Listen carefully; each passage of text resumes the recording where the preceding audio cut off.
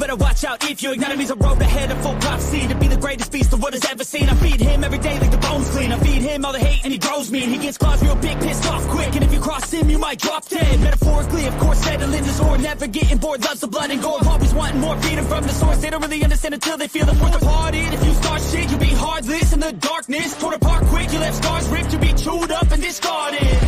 And this world ain't right, won't accept it. Negative energy, I expect it. Once it's in your mind, it's infectious. So fight for your life and reject it. You better give me space, I'm protective. My adrenaline spikes when I'm threatened. And if you stay in my way, I'm aggressive. Cause when there's no exit, I'll kill when I'm desperate.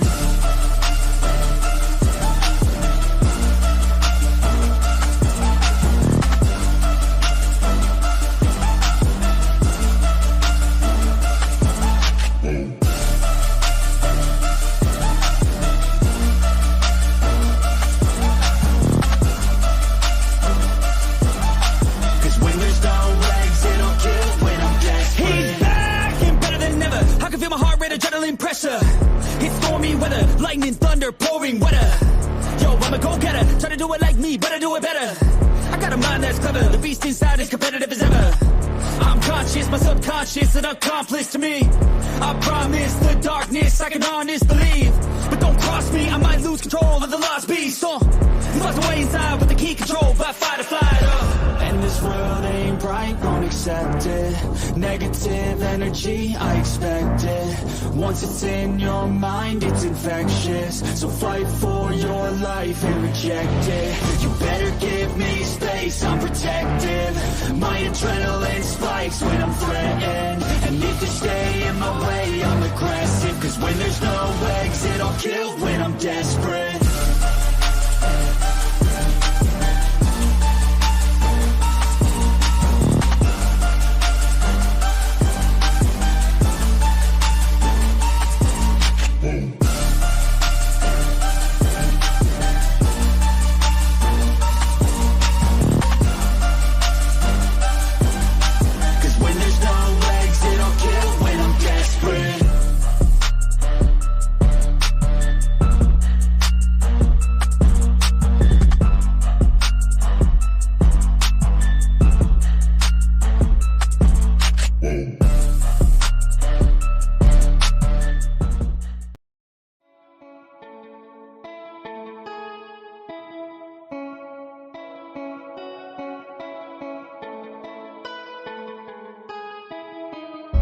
And I'll haunt your nightmares.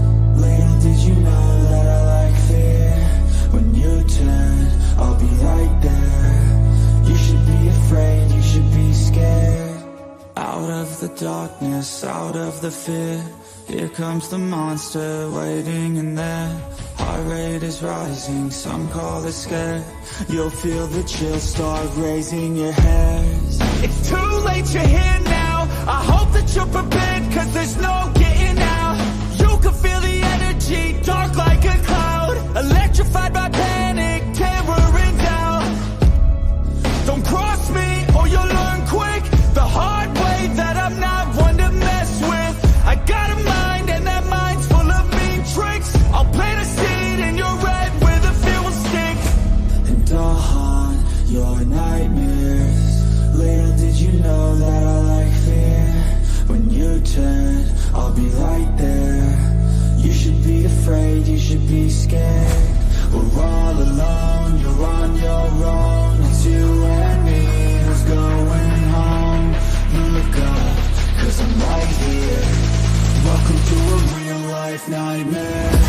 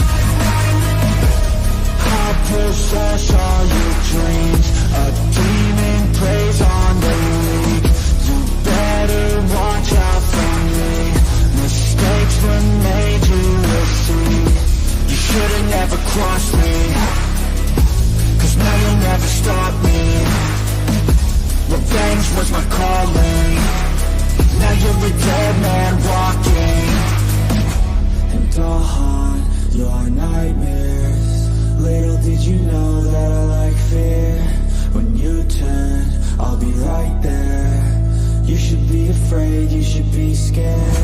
We're all alone, you're on your own. It's you and me who's going home.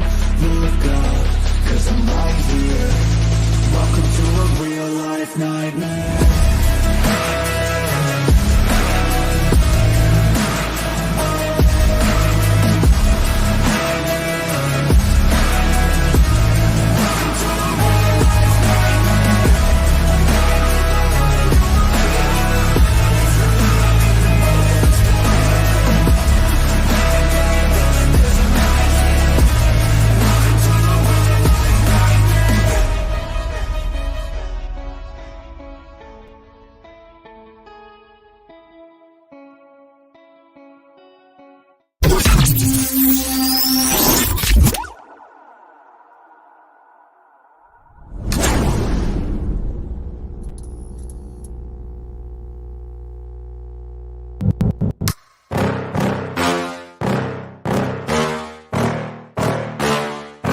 Yeah.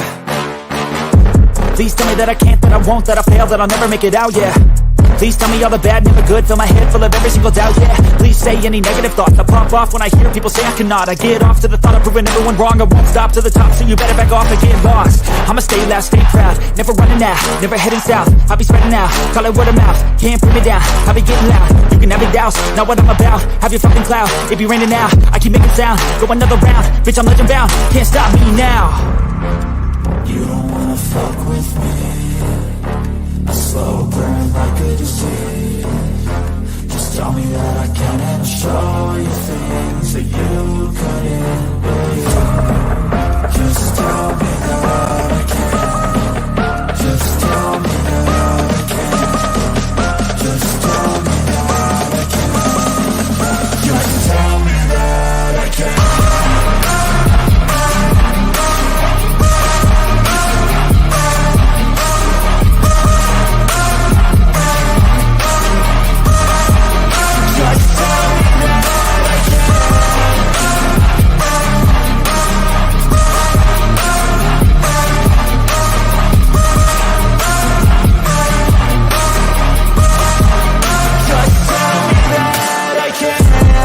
Anything negative, cause I just wanna hear it out your mouth, yeah.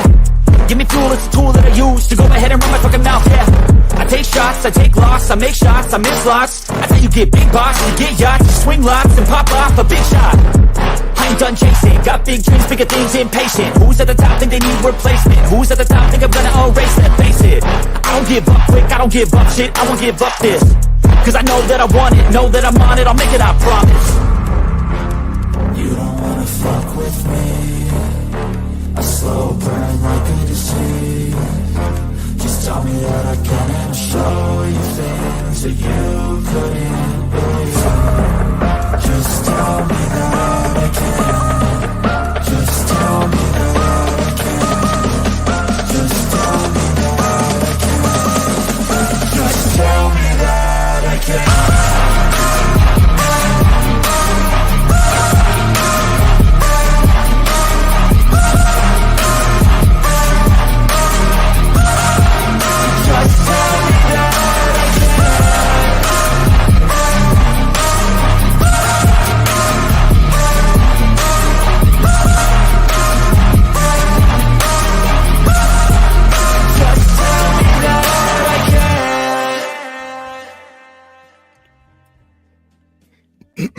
Hey everybody, welcome to an impromptu truth with a special episode. Welcome into the Worstverse number 2. We are welcoming special guest Mr. Joshua Waggoner, the author of the Worstverse, and Mr. NaturesTemper Scott Pye. Welcome to the show, guys.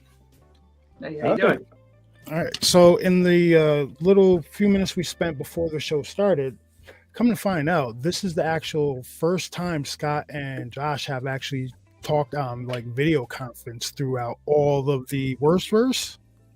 That Yep. I was actually shocked by that. Wow. Well, I'm glad. I'm extremely happy that this is the first time you guys are talking on video is with me on the show, because I am a huge fan, just like everybody else that is in the chat and going to be watching this later on. So thanks again and welcome to the show, guys. No problem. Thank you very much. All right. Honestly, you can blame me for it. Josh has tried to set stuff up in the past, and I am just the worst for one, being overwhelmed with just existing, and two, having the memory of a goldfish that's been left in the sun for 2 hours. No, listen, it's quite all right, man. We all have issues. I got 5 boys running around. That takes up most of my time, so I forget a lot of stuff too.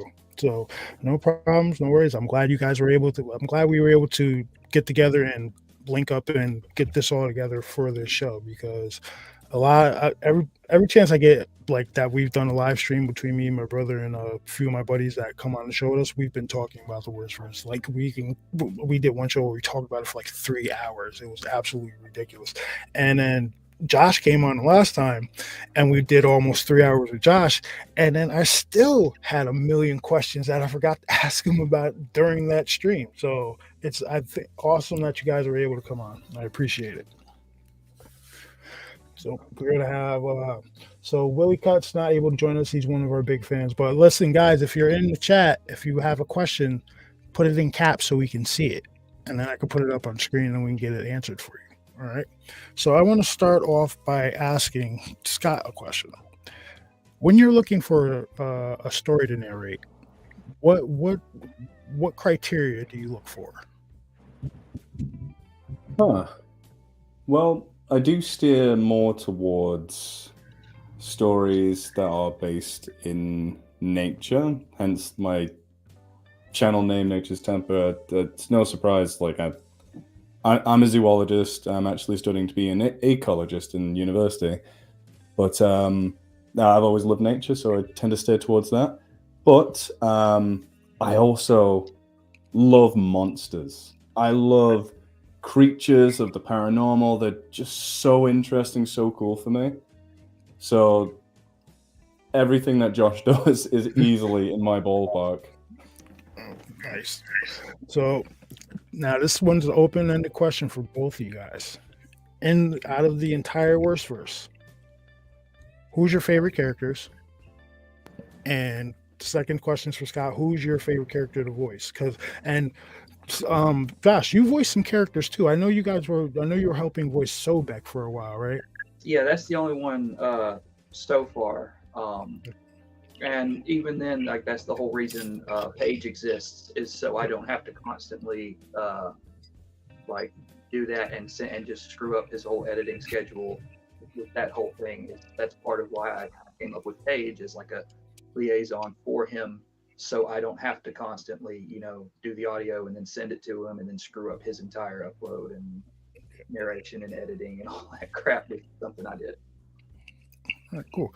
So I do appreciate having you as Sobek. You're his voice now.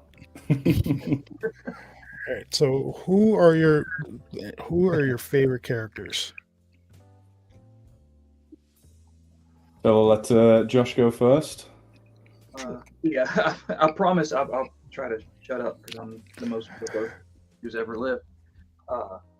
But I think to this day it'll still as far as my favorite character is probably Abigail, because she's been around for the Worstverse. Like I came up with her and wanted to do a story about her way before that idea ever materialized. But I also think that as far as like a complex character is, like it's hard for me to all those different things.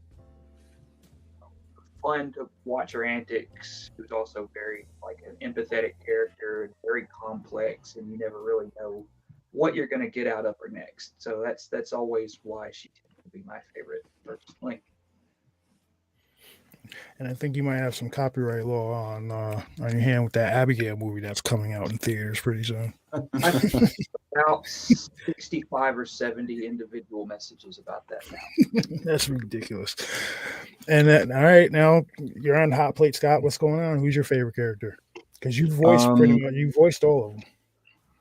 Yes, and to be fair, they kind of do become their own little personalities whenever I do them. Just like, oh, this is this person. Okay, time to pick that one out again. I'm pretty fond. It's hard to choose one, But if I had to say a guy, it's Jose. It's easily Jose because he's that guy. He's he's super smart. He's been in this world full of monsters for so long. Well, sorry, for not that long, and he just adapted real easy. But in regards to the whole Worstverse, I like our little female werewolf the most.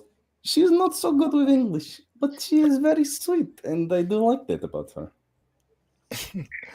All right, nice. Wasn't expecting voiceover, but awesome. Dude, let me see if we got any questions in chat because I know people are chopping that bit. Azrith asks, "Are you giving the hammer back?" Which reminds me, how did is it kind of weird to like voice yourself in the story, Scott? No, but a massive smile comes across my face every time I see that Josh has put me in. Like, oh, what am I gonna do now? And no, I'm not giving it back.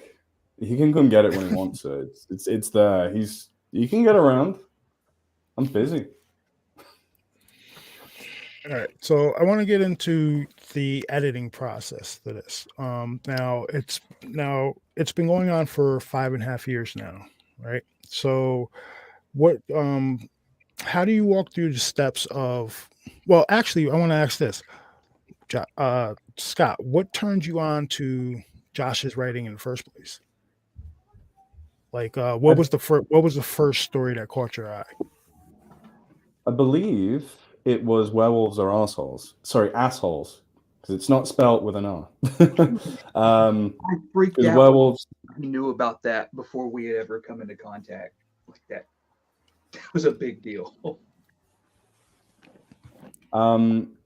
Werewolves, just they're my thing. I love werewolves, wolves in general. Bit obsessed, I'd say. Hence the tattoos.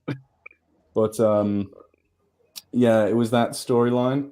I know that one of my colleagues, he has been narrating werewolves are assholes for a while, and when I saw that, I was like, damn, he's done it. Now I can't do it.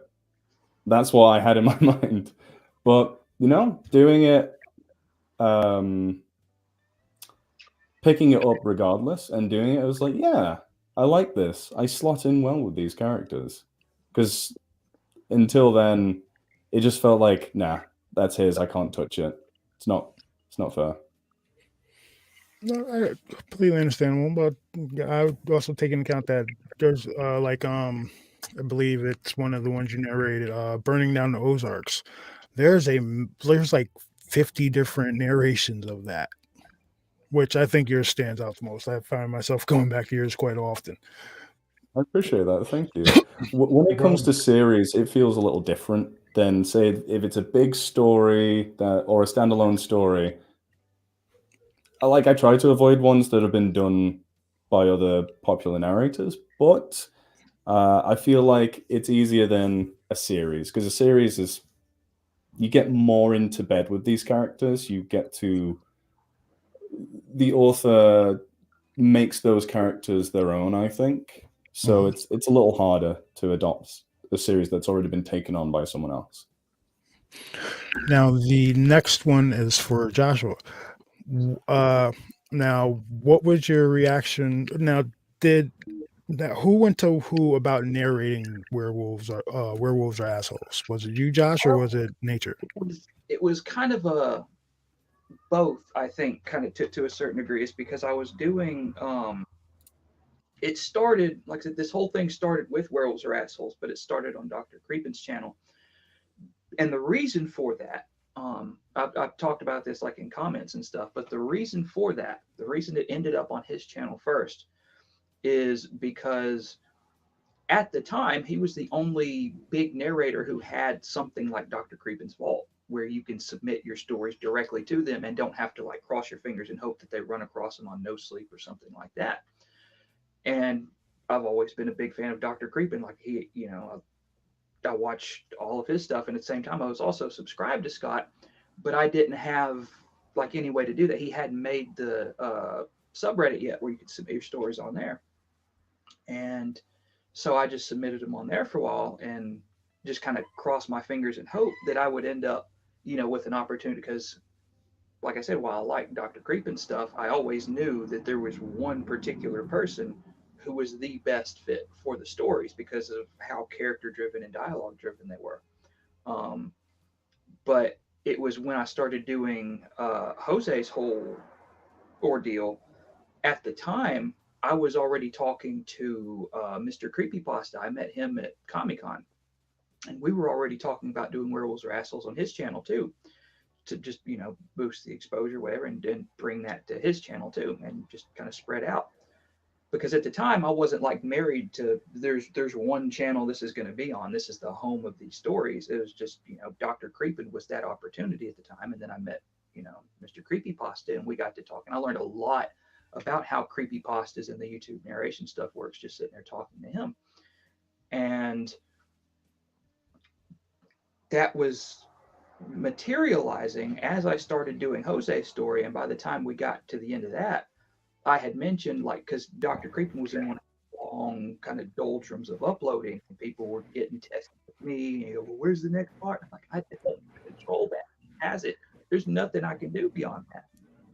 So, I mean, and we're talking like a year-ish long gap. This isn't like a couple of months or something like that. This is a long dead zone. So I was sitting there talking to him, and that's just what I wrote. I was like, I don't know what's happening with the whole werewolves or assholes thing. That's entirely in Dr. Creepin's wheelhouse. And that's about when Scott told me, he's like, yeah, I'm going to do this. And then it just picked up from there.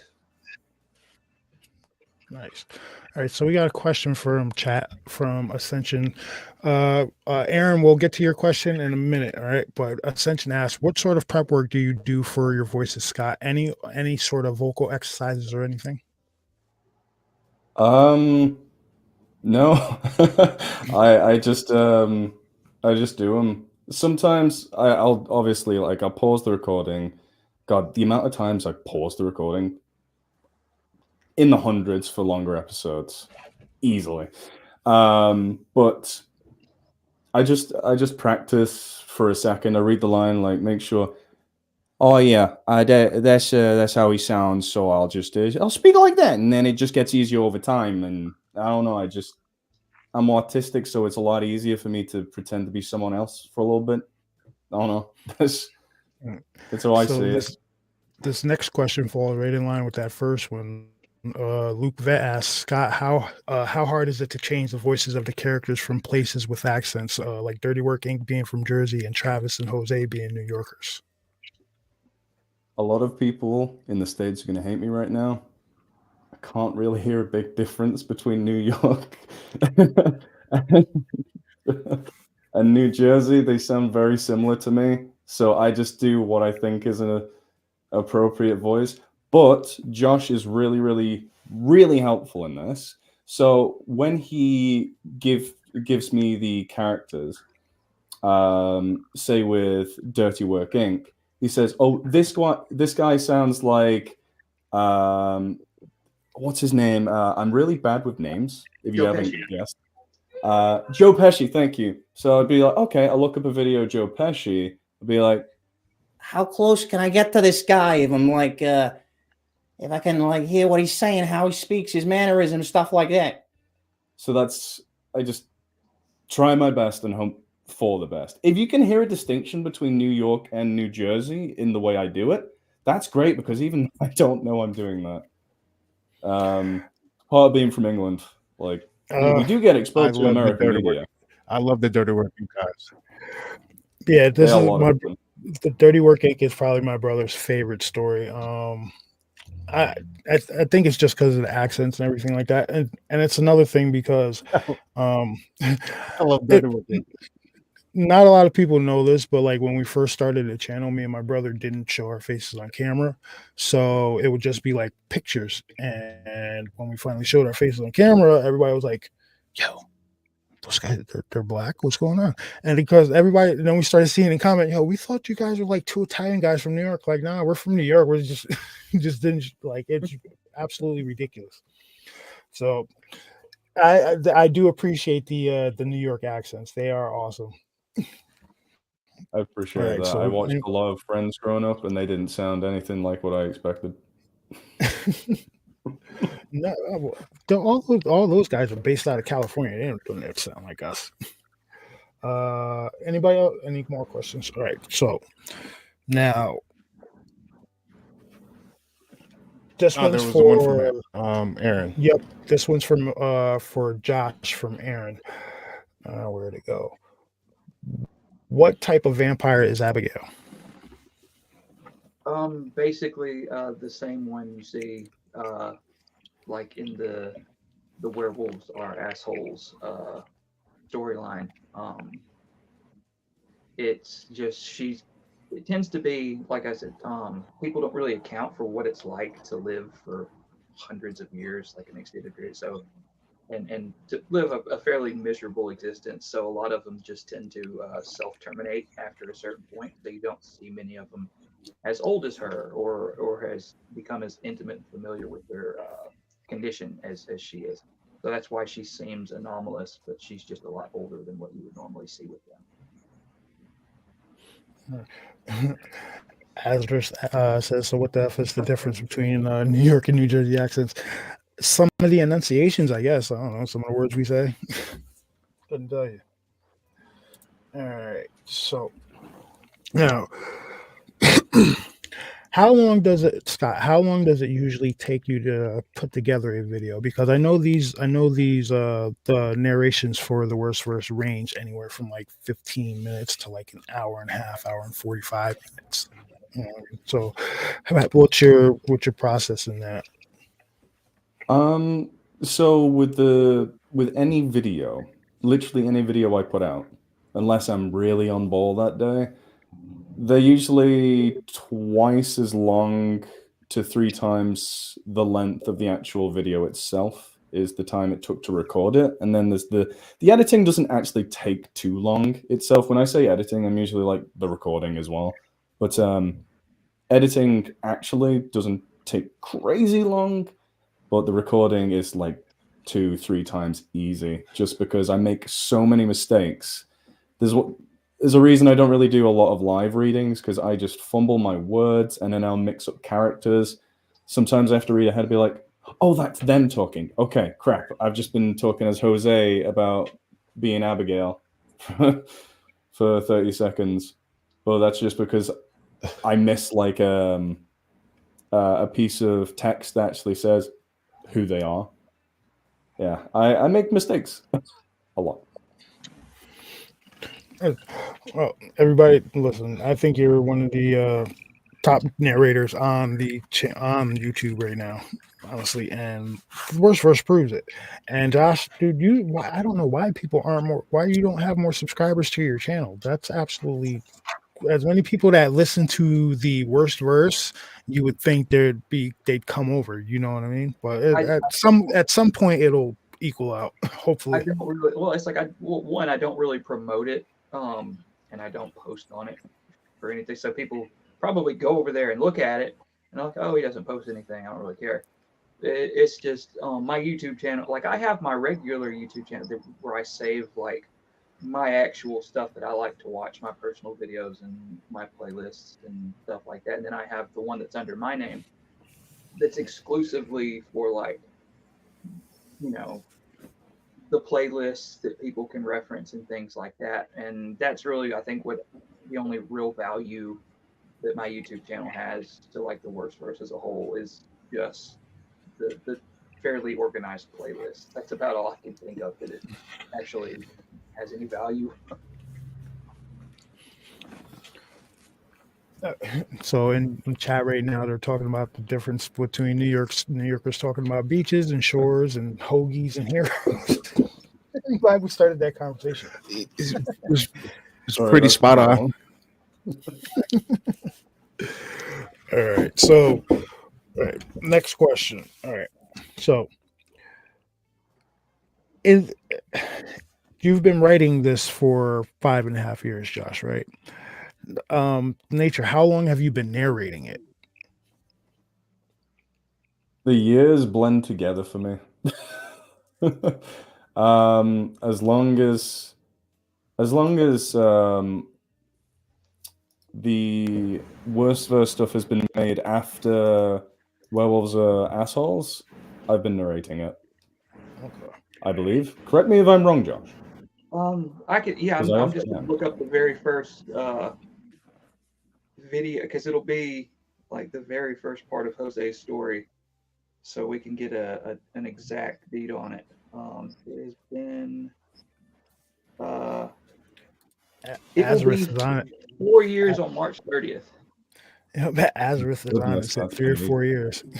Right on it. blown Okay. by. See what I mean? The years, they just after they a kid, they just go so fast. Don't remind me, man. I'm turning 40 soon, man. Everything's horrible now. All right. Now, this is one for both of you guys. What is the future narration that's going to come out? Is it Revelations? Yeah. It's Well, I've been abbreviating as Revelations, but I've been calling it Revelations of the Worstverse in all my folders and stuff like that because it's like this big catastrophic event. So I wanted to kind of sell that name. okay. You guys see. What was it? You guys, it's not Chris. The Worstverse isn't ending. It's just that series of stories that's coming to an end. Yeah. All of the original ones. The whole thing with Jose.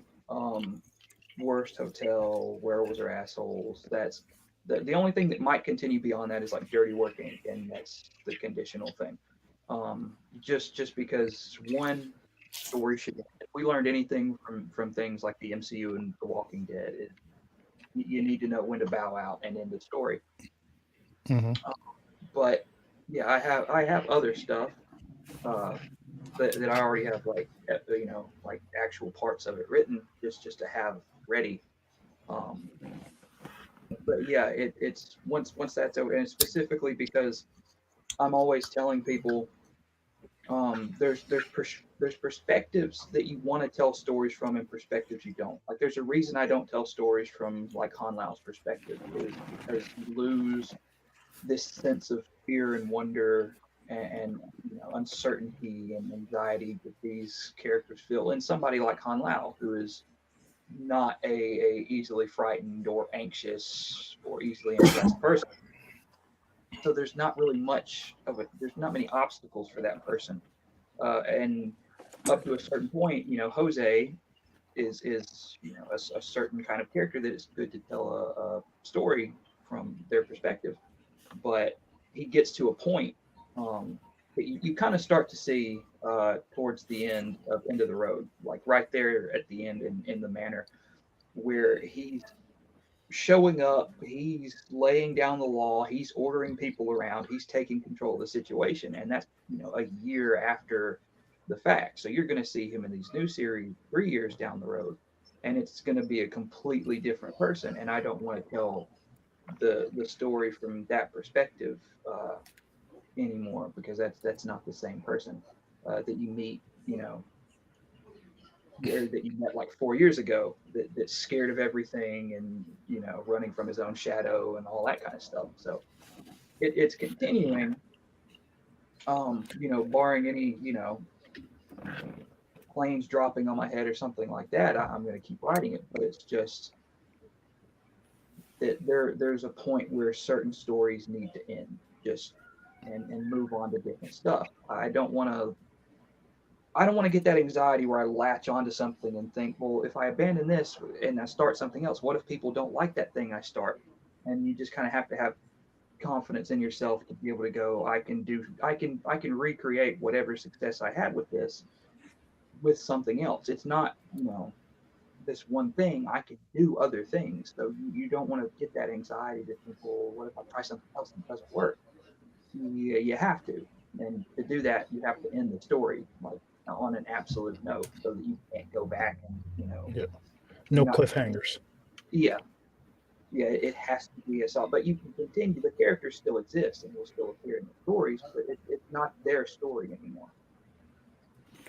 All right, so the next one's for Scott. In the last show we did, I asked Josh about a particular segment in the first season of Dirty Work Inc.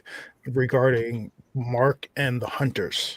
And Josh explained to me his view on like the hunters and like people trying to say getting that world and like him receiving messages about people wishing that world was real and what could really happen.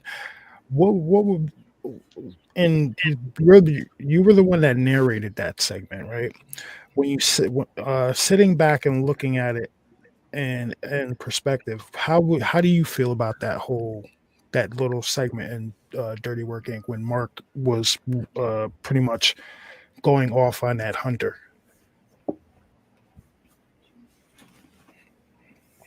It was a little, how do I put it?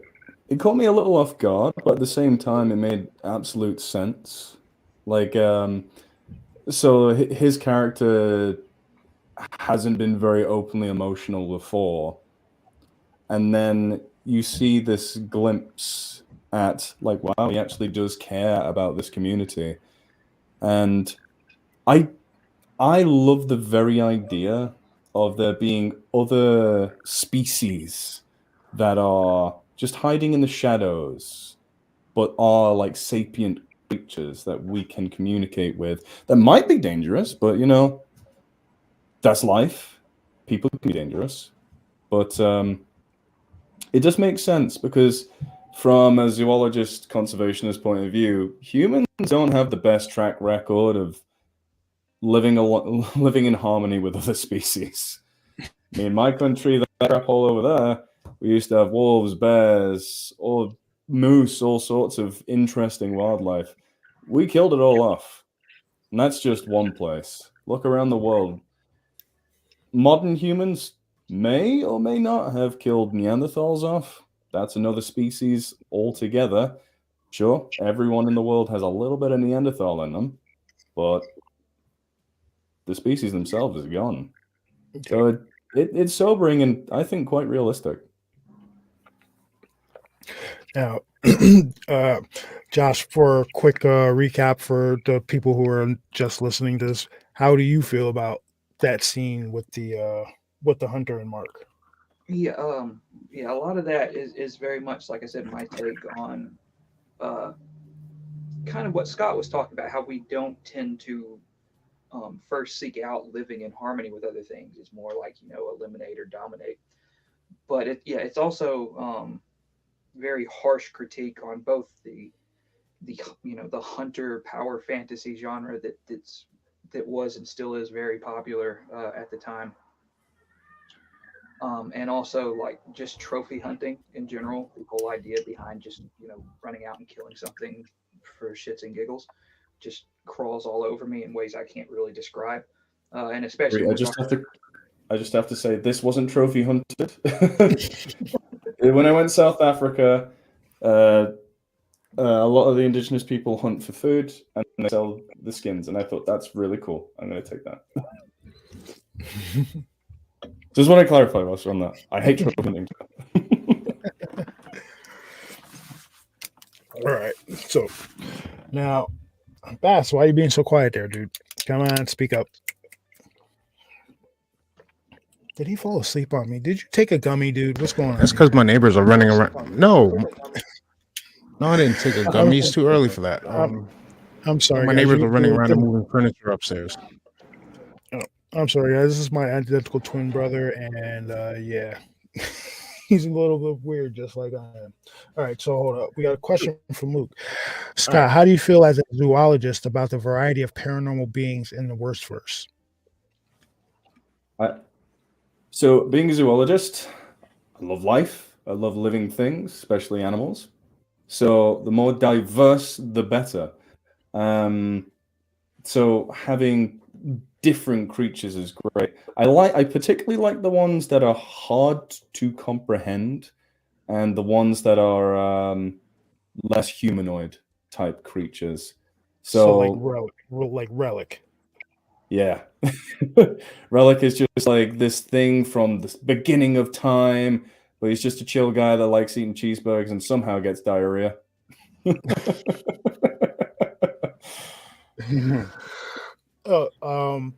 Speaking of the last video, right? I think the funniest thing I heard in the entire thing was when you were voicing Brooklyn Felonious, and the part came up where you said, "Holy shit, he bunny hopped the toddler." Dude, I rewound that like 3 times, and I was laughing hysterically. It was so good. Like, Tactical Weeb says, "Hold up, if y'all are twins, which one's Jose and which one's more like Travis?" um,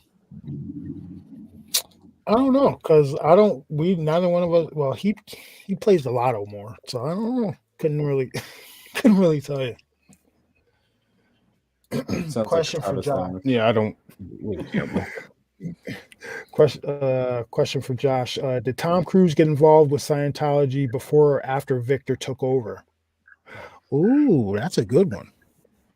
Yeah, honestly, I like to think that it was post Victor, and my whole thing behind him being in Scientology is he just thinks it's hilarious. Like he just thinks that it confuses everybody, nobody understands, and he just does it just because he thinks it's hilarious, and nobody can figure out why. So if Scott would join one of the cults, it would be Poseidon. So I believe they're talking about the cult system in the Discord group, or is that on the Patreon? Oh, I see. Yeah, the Discord thing. I am never on Discord. I have it. It boots up every time on my computer, and I never use it. I don't know why I never got into it, but it passed me by. I never did Into the Worstverse and had like, and that was even until like it started to pick up like suddenly in the last few months. And other than that, I just almost completely ignored it. It's hard. I actually didn't. I really wasn't a Discord person, and then when we had Josh on last time, he's like, "Yo, you need to get on the Discord. Those people are way ahead of you." And I'm like, "Oh, okay." So, like, the reason I really don't comment in the Discord is because I'm just sitting there reading everybody's theories. Like every time I might get a theory, and then I'll pop one in, and then I'll just sit back and check out everybody's answers for it. Tantalo says still trying to get people for Athena's cult. No, don't worry about it, Tantalo. Don't worry about the caps locks. Festus is way ahead of you right now. He's beating everybody. So wait, what's the story behind these cults? I am very out of the loop, but it sounds like I do want to join a cult. Yeah, it's like a community type thing where, like, if there's something that there's information or anything that I can't find a good place to like slot into the story, that it just doesn't fit organically, or just random stuff that most people wouldn't care about, that doesn't really deserve its own time in the story, is that was the original idea, is to start these little things where each, cult, quote unquote, and they're just, different groups, represented by some of the deities in there. So like if there's something about like the tools and weapons and stuff that are used in there, you would find that information in Hephaestus' cult. Or if you're into biology and things like that, and are interested in like the anatomy and taxonomy and biology of certain creatures, you would find Poseidon's cult. And then there's others that advance further, like you can go to like the Rotting One cult and find different versions of event, like that would happen a different way than they do in the main story, so you can see like what might have been otherwise. And it's just a different thing, and it gives people like that sense of like an individual, like segmented community, like a lot of people like we have this information that nobody else has. And it's just something fun to do, and just it's that little bit of extra immersion that I thought people would enjoy. So I did these little icons, and you join the cult and you get a little badge that goes on your profile, a little icon of whatever deity is representing the cult. And I just thought it would be something fun for them to do. So just over time, I make those little symbols and set up little individual channels in the Discord, and then just And whoever auditioned to be the high priest of the cult the right way, like you have to convince me. I don't give any hard guidelines for what you have to do. You have to convince me that you're right, and then I assign them, and I'm like, it's all yours. And I don't do anything but like provide the information tidbit. Everything else is up to the high priest, and they run it. So I just thought that would be fun to like do and be something more immersive that takes you a little further into the story. Sounds good. And by your description, I probably totally would be in Poseidon's cult, you know? 100%. Sounds pretty chill. Like, why wouldn't I? He's just biology and he made the Crocs. I think they're pretty cool. Except what they did to Julie, that wasn't great. That's like I really like that character because like when somebody was asking me about it, like Poseidon's whole personality is meant to represent like why there's so many just random weird things that don't fit like phylogenetically anywhere, because he'll just be like sitting there and go, hey man, what about like a bull but it stands upright and can talk? Let's make that happen. And then does it, and now you have minotaurs. So just random stuff. Because I mean, like I said, when you understand how problematic like monsters can be to any phylogeny there is, without a good reason. Like, where did this come from? How does it just get there? And I couldn't leave that alone. I had to think of some reason that those things are just there. It's a good explanation as any. I got a question for Scott. Finding out how much research actually went into the Worstverse, right? And then when you're reading the stories and you see, oh man, he's got Captain Hook in here, he's got Dracula in here, he's got Peter Pan running a multi-billion-dollar corporation. Like, what were your thoughts when you started like really delving into this stuff and reading it? I thought it was really cool, like that Josh like connected these characters. To me, I was very surprised that Captain Hook and Count Dracula were friends. I thought that was an interesting choice, but it just works in the story. Oh no, I never expected Captain Hook to be a good guy, but when I did the standalone story for Hook and have voiced him in that, I was like, yeah, Hook is the good guy. Screw Peter Pan. Just every time. Sorry, as you can tell, I lose my train of thought like that. No, it's fine. I'm not Poseidon, I swear. My brain. Yeah, I've lost my train of thought. It's gone. What was the question? Yeah. What the hell was my question? See, it just happens, bro. You don't have to be doing anything. You didn't have to. It was. What were your thoughts when you saw how much research and the correlations that he made between the different characters and bringing like the Hook in? Yeah. I don't know how he does it. He's like a spider. He's made this giant web, and I cannot navigate it, but I can see where I've seen where it leads to. That's as best as I can put it into words. But every time I try and sit down and write something, I'm crap. I'm absolute garbage. And this man right here, he could write a novel in a weekend. That's what it feels like. I believe it. And it was just like everybody else, when we see a video pop up and it says it's NaturesTemper's voice, written by Joshua Waggoner, everybody's like, oh, I'm clicking on that right now. I do it every time. And then when I get the updates, I'm sending them to like 10 of my friends, like, yo, listen, they just updated Worstverse. You need to go listen to it right now. Oh yeah, thank you very much. It's like a lot of my friends, a lot of the people that I talk to that have become familiar with the Worstverse, like, you know, people deep dive into these TV shows and the mind-numbing stuff like that. Well, to me, the Worstverse is it's like a TV show, but you could use your imagination in it, and you've got the voices to help your imagination along. You know what I mean? So with the Louis character, when you're voicing Louis, I can see what he looks like through the voice that you're doing with this guy. You know what I mean? And it's like that with Jose and a lot of the other characters.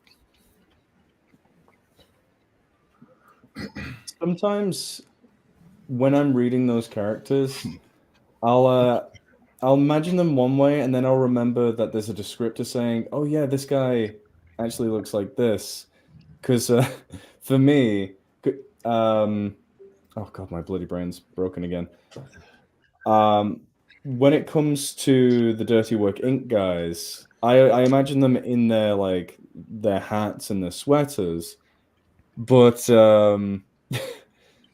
Louis, I keep imagining him as a short guy like Joe Pesci, but I believe he's over 6 foot, isn't he? He's like Very 6'4" tall, or like- something. I based him off of my friend Nick. Like the whole thing behind Bloody hell, he's tall. the whole thing behind them was like Mark doesn't exist. He's just a placeholder for where I was in this group that I go to these cons and do the umbrella thing with. So each of them is based on people I know in real life, and Louis is based on Nick, and he's very tall and like very stringy.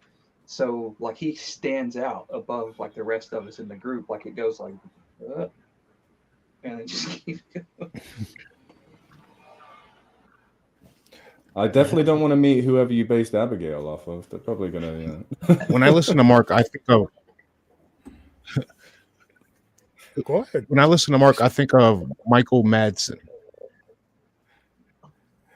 Michael Madsen.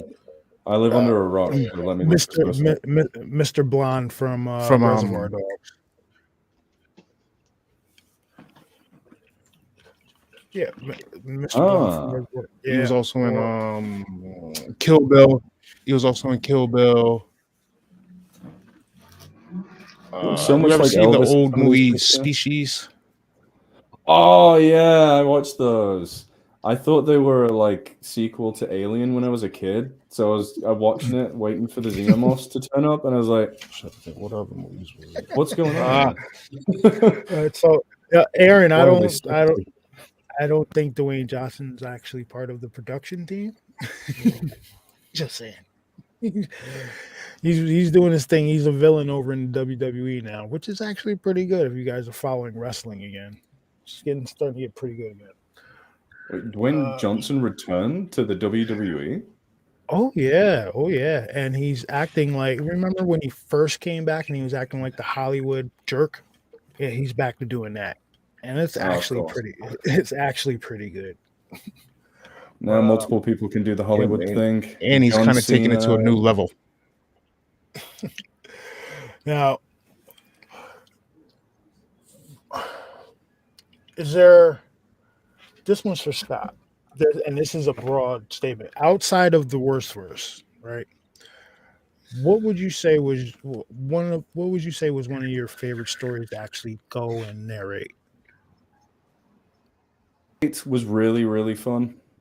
I love it when you can get so immersed in a story in the wilderness. Like wilderness, monster that mimics people. There's something about a mimicking monster that I think just strikes a chord with people in general. Like so many people are obsessed with skinwalker mythology, even though it's, completely bastardized from the original creature of what it was from Navajo beliefs. People have adopted that name, applied it to a mimicking, shape-shifting creature, and something about that is really, really cool to me. And Fleshgate takes it away from skinwalkers. Fleshgate, skinwalker, makes it its own creature. And even though they're not the biggest or strongest, like a werewolf, or the most dramatic and attractive, like a vampire or something, they are just so fun. And they are one of the few things in media that actually starts a chill down my spine. Like if you've never like talking about what he was is to this day one of my favorite stories, and like one of them that he was talking about, one of the few that sent a chill down my spine was the My dog was lost for 3 days. Very similar vein to that. Is like that mimicry kind of uncanny. This isn't supposed to be what it's doing. Exactly. Terrifying, absolutely terrible. The whistling, and when the dog started to talk, I was like, whoa. I Oh, don't think I don't think I've done that one. oh no, that's Mr. Creepy. But I tell people there are two narrators in all of. Oh yeah, don't worry. I don't expect you to just stick to me. I'm just like, I need to read it There for me. are two narrators who have ever sent chills down my spine, and it was you and Mr. Creepypasta. And with his, it was my dog was lost for 3 days, and with you, it was that fucking voice you did when you down quietly and quickly take your own life. That was the one, God. the first one I ever found of you. I subscribed the second I heard it. I was like, this is something else, and I was just like, oh, because the story itself didn't like stand out in my mind, but the voice you did just petrified me for a moment. I was like, oh, I hate that, and I love it. Subscribed immediately and never looked back. Thank you. And you know what? I actually started narrating creepypastas because I watched Mr. Creepypasta when I was God, it's over a decade now. Jeez. Time. Stop. Slow down. But yeah, I just started doing what he was doing. Oh yeah, he's OG for a reason. He's amazing. Like I like a big part of what draws me to him and you specifically, where I'm just like, those are my two big ones, is because you're not afraid to enunciate, to raise the volume when and have emotion, like emote in these things, like, and you're even more so. Like he'll do it, but you more so. And I've gotten to where I tell people like, Mr. Creepypasta is a narrator, Scott's an actor. There's a different thing happening there at this point. You're not just reading a story anymore. You're playing characters, which is an entirely different skill set altogether. Because there's lots of narrators with good voices. Like you already have a naturally good voice, but you don't use it. Like you have this already perfect for narration voice, and you'll cast it aside to do some weird, creepy hitman from New York. But other people, that's all they have to rely on. Because you're acting it this way. It's not just narrating. You're doing different characters in their entirety, and that's a different thing altogether. And that's why I'm like, no. When it comes to it, like that's the pinnacle for me, and that's why I've always said, like, once I was on your channel, that's the home of the Worstverse.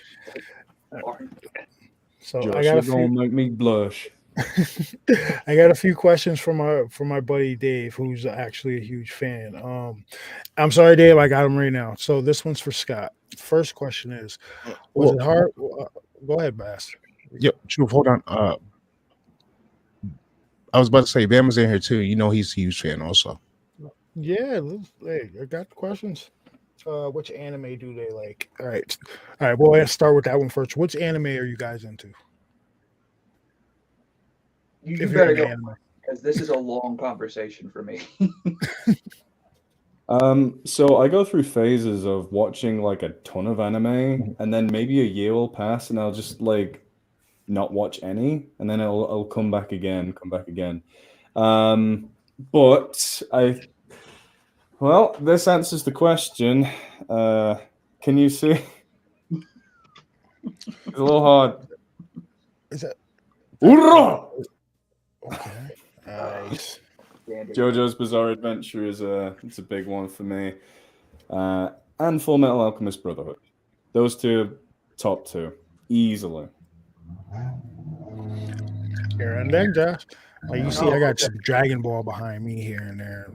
Yeah, you can see all my crap behind me. Everything from like. I was gonna say, do you guys like anime? Oh man, let me show you. Let me show you. Look, I got 3D printed helmets, Superman, bunch of anime stuff up there. I got the Deathstroke, Superman, these guys right there. Red Hood helmet. Go ahead. Show you. It'd be better. Where's my light remote? So when I went And Go ahead. I got one figure because I told myself I had to. You want to hazard a guess of the character real quick? From ReZero.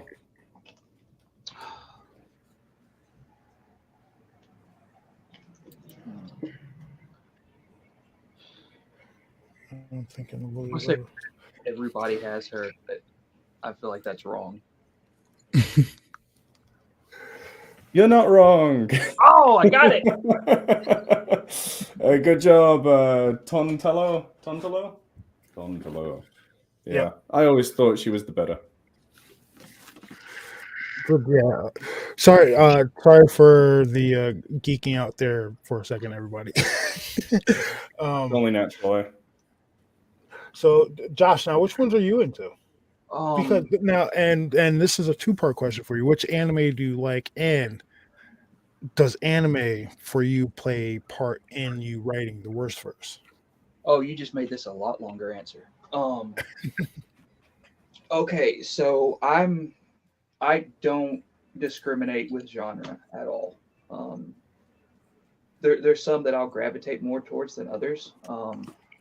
But if it's a good story, it's a good story.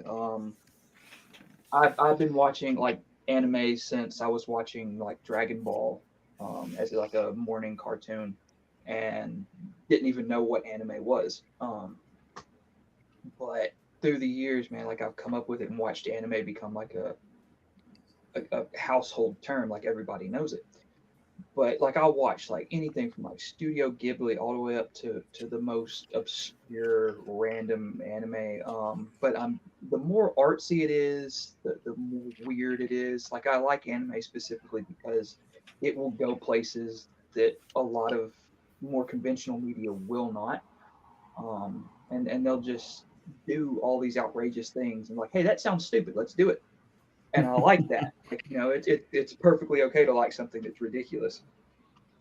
And that's what I love about anime is they don't make any qualms about that. Like some of my favorites, like Scott was talking about Full Metal Alchemist, but I'm not a purist. I'll outright tell people like if you go back and watch the original '03 series, it does a lot of things better than Brotherhood. It doesn't stick to the story quite the same, but the actual art, the animation, the cinematography, and some of the things they do is way better. Like Barry the Chopper, his whole scene where he kidnaps Ed and Winry isn't in Brotherhood. That's original to the '03 series, and it's one of the most terrifying scenes in anime. It's horrifying. Um, and there's other things that they do, but yeah, Full Metal Alchemist is because they have a very realistic quote unquote power system. Like it's very well capped. Like you know what you can do and what you can't, and it's very philosophical, very esoteric, but practical. Like it's a very practical approach to these things, and especially in like an analogous world to ours in like the turn of this century. Like where we'd be in like the 1900s. It's very similar, but it's a different world, and how they adapt to those kind of things, those technological changes, plus this weird alchemic power system. And other things, one of my all-time favorites is the whole Monogatari series. Just extremely dialogue heavy, but very artistic and wild and bold and random. And you actually have to look up a list to figure out what order to watch them in for it to make any kind of sense. Random stupid stuff. Just that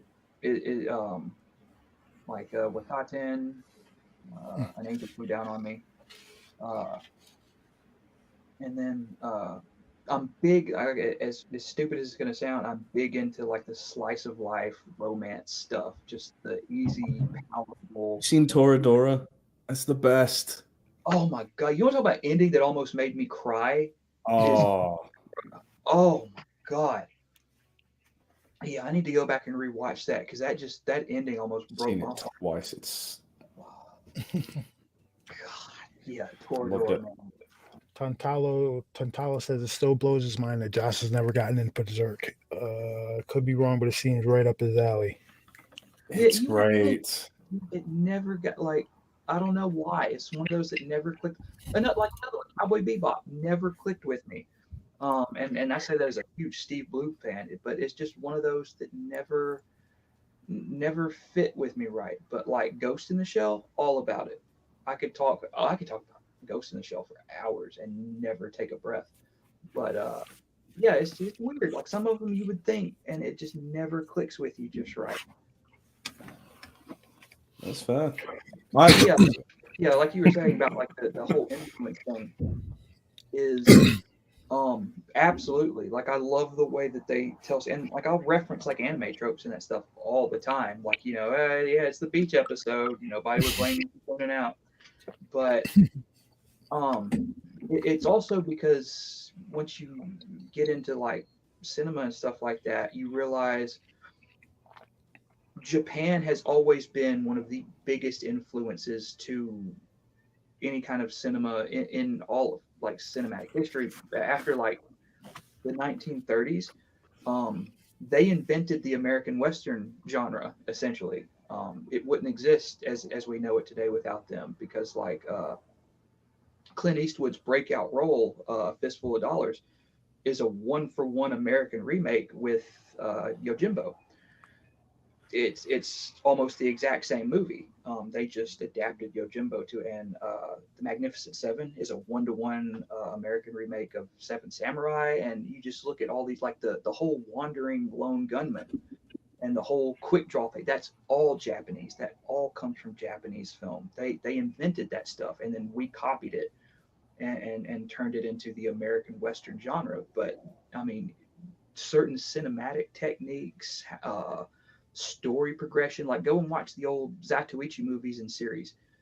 You'll see these storytelling cues appear and stuff like that before you ever see them in Western movies, and how they approach storytelling. So I mean, Japanese cinema as a whole is just this huge influential thing. So yeah, when it comes to like, and I reference that a lot too, but yeah, anime definitely has a big part in how I tell stories, because they have a good way of introducing you to story elements and characters, and creating this rhythmic way of storytelling that I really like, and it's always appealed to me.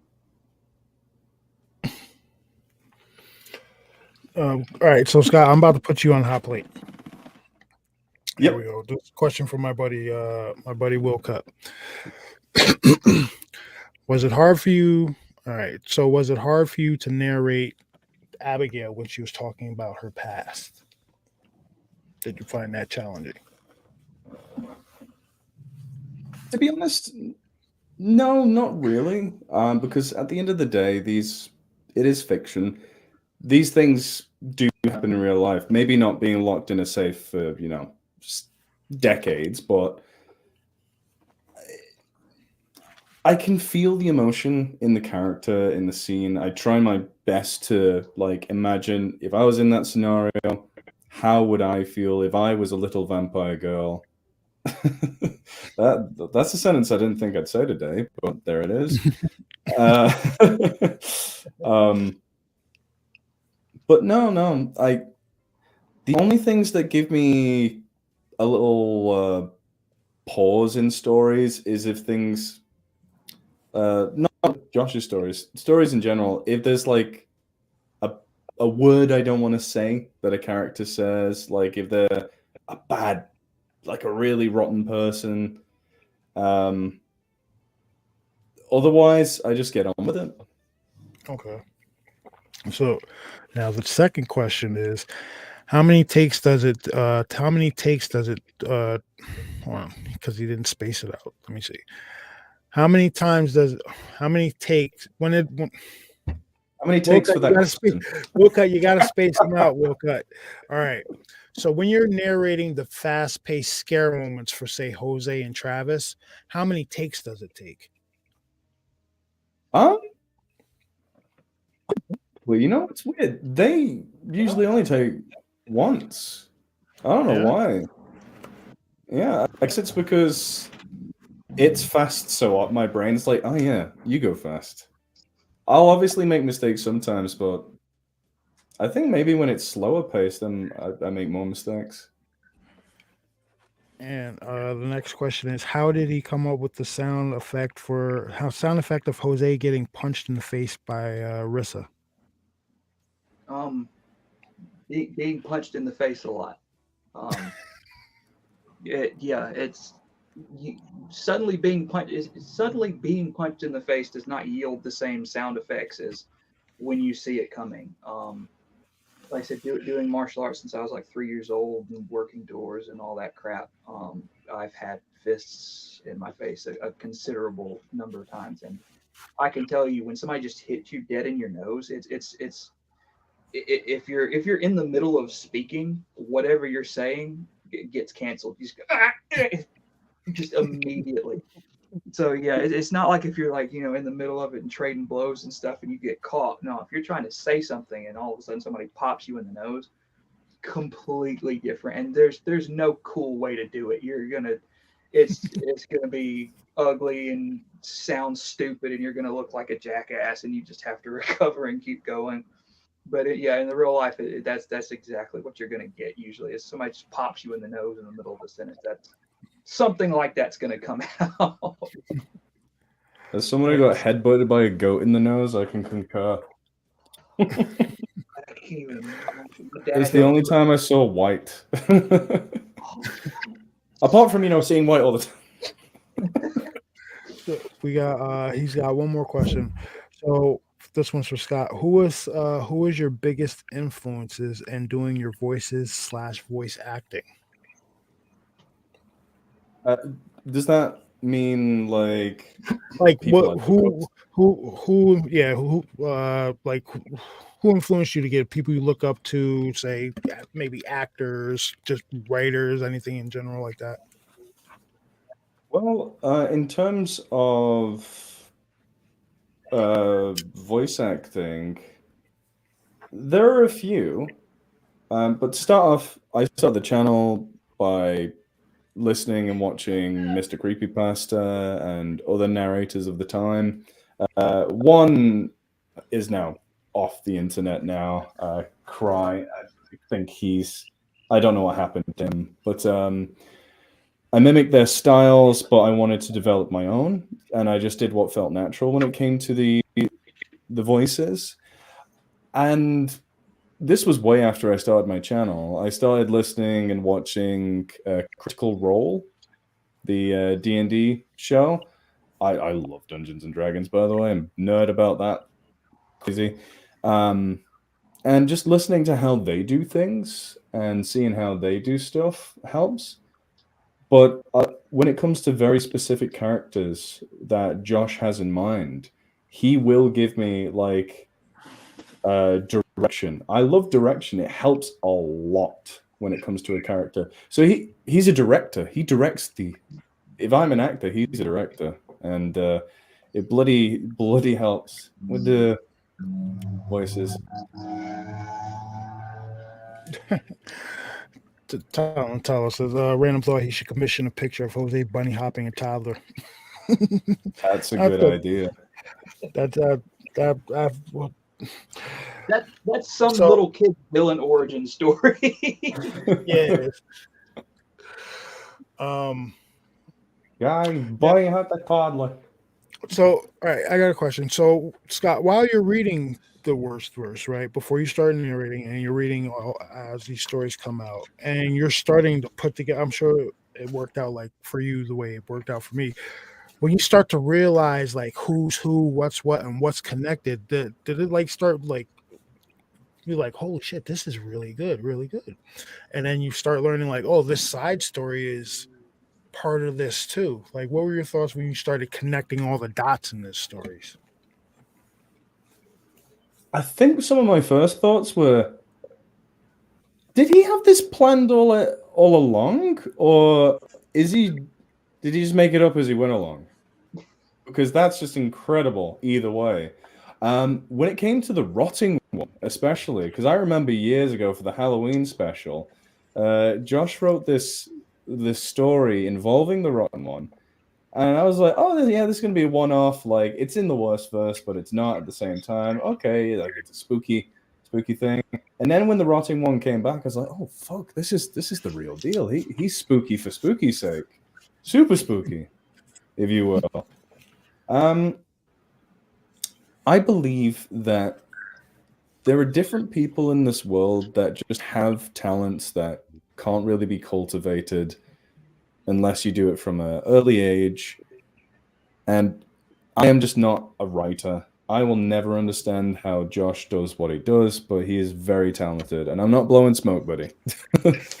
It's the same way that I can't comprehend how a bird experiences flight. Right. Romantic way of putting it. Okay, it's a good question, Azrith. Azrith asks, Scott, which chilled you more, complex or quiet on set? I would say complex. Yeah, something about being stuck in a building is a lot worse than being stuck in a town to me, because it's outside. I love outside. Indoors, it's very restrictive, and just it just sits with me more. Like I love quiet on set, but complex. No, spookier. Now, Let's stop using that word spooky. when let me run the scenario by you. After the first interview we did with Josh, he was like, yo, you have to listen to the side stories. There's other stuff included. So I'm like, okay. So I'm at work one morning, and I work at UPS, and I'm sitting there in one of the trucks doing something in there, and I'm listening to Haley Handiwork, and one part comes up, and I'm like, yeah, and I yell, holy shit, that's connected. And my boss comes running over. He's like, yo, everything all right? And I'm like, nah, I'm just finding out. I'm found out this is just, I'm like, he's looking at me like I got 8 heads, and I'm like, nah, it's just the story I'm listening to. I just found this out. And every time I'll tell you this, I am on my 4th time going through the Worstverse, because every time I go through it, I pick up something else, or another train of thought gets working and everything like that. That's why I love this writing so much. Yeah. So sorry, I just wanted to say that. But yeah, my manager thought I was crazy as hell, because I'm sitting there listening to Haley Handiwork, and I start spazzing because I hear one thing that connected like a whole bunch of stories. He's like, what the hell is wrong with you? I'm like, no, I'm all right. All right, I got a question. What was the most emotional part of the story for you as the author, Josh, and you as the narrator, Scott? Oh, Good question. I'm gonna have a think about this whilst Josh answers. Yeah. I think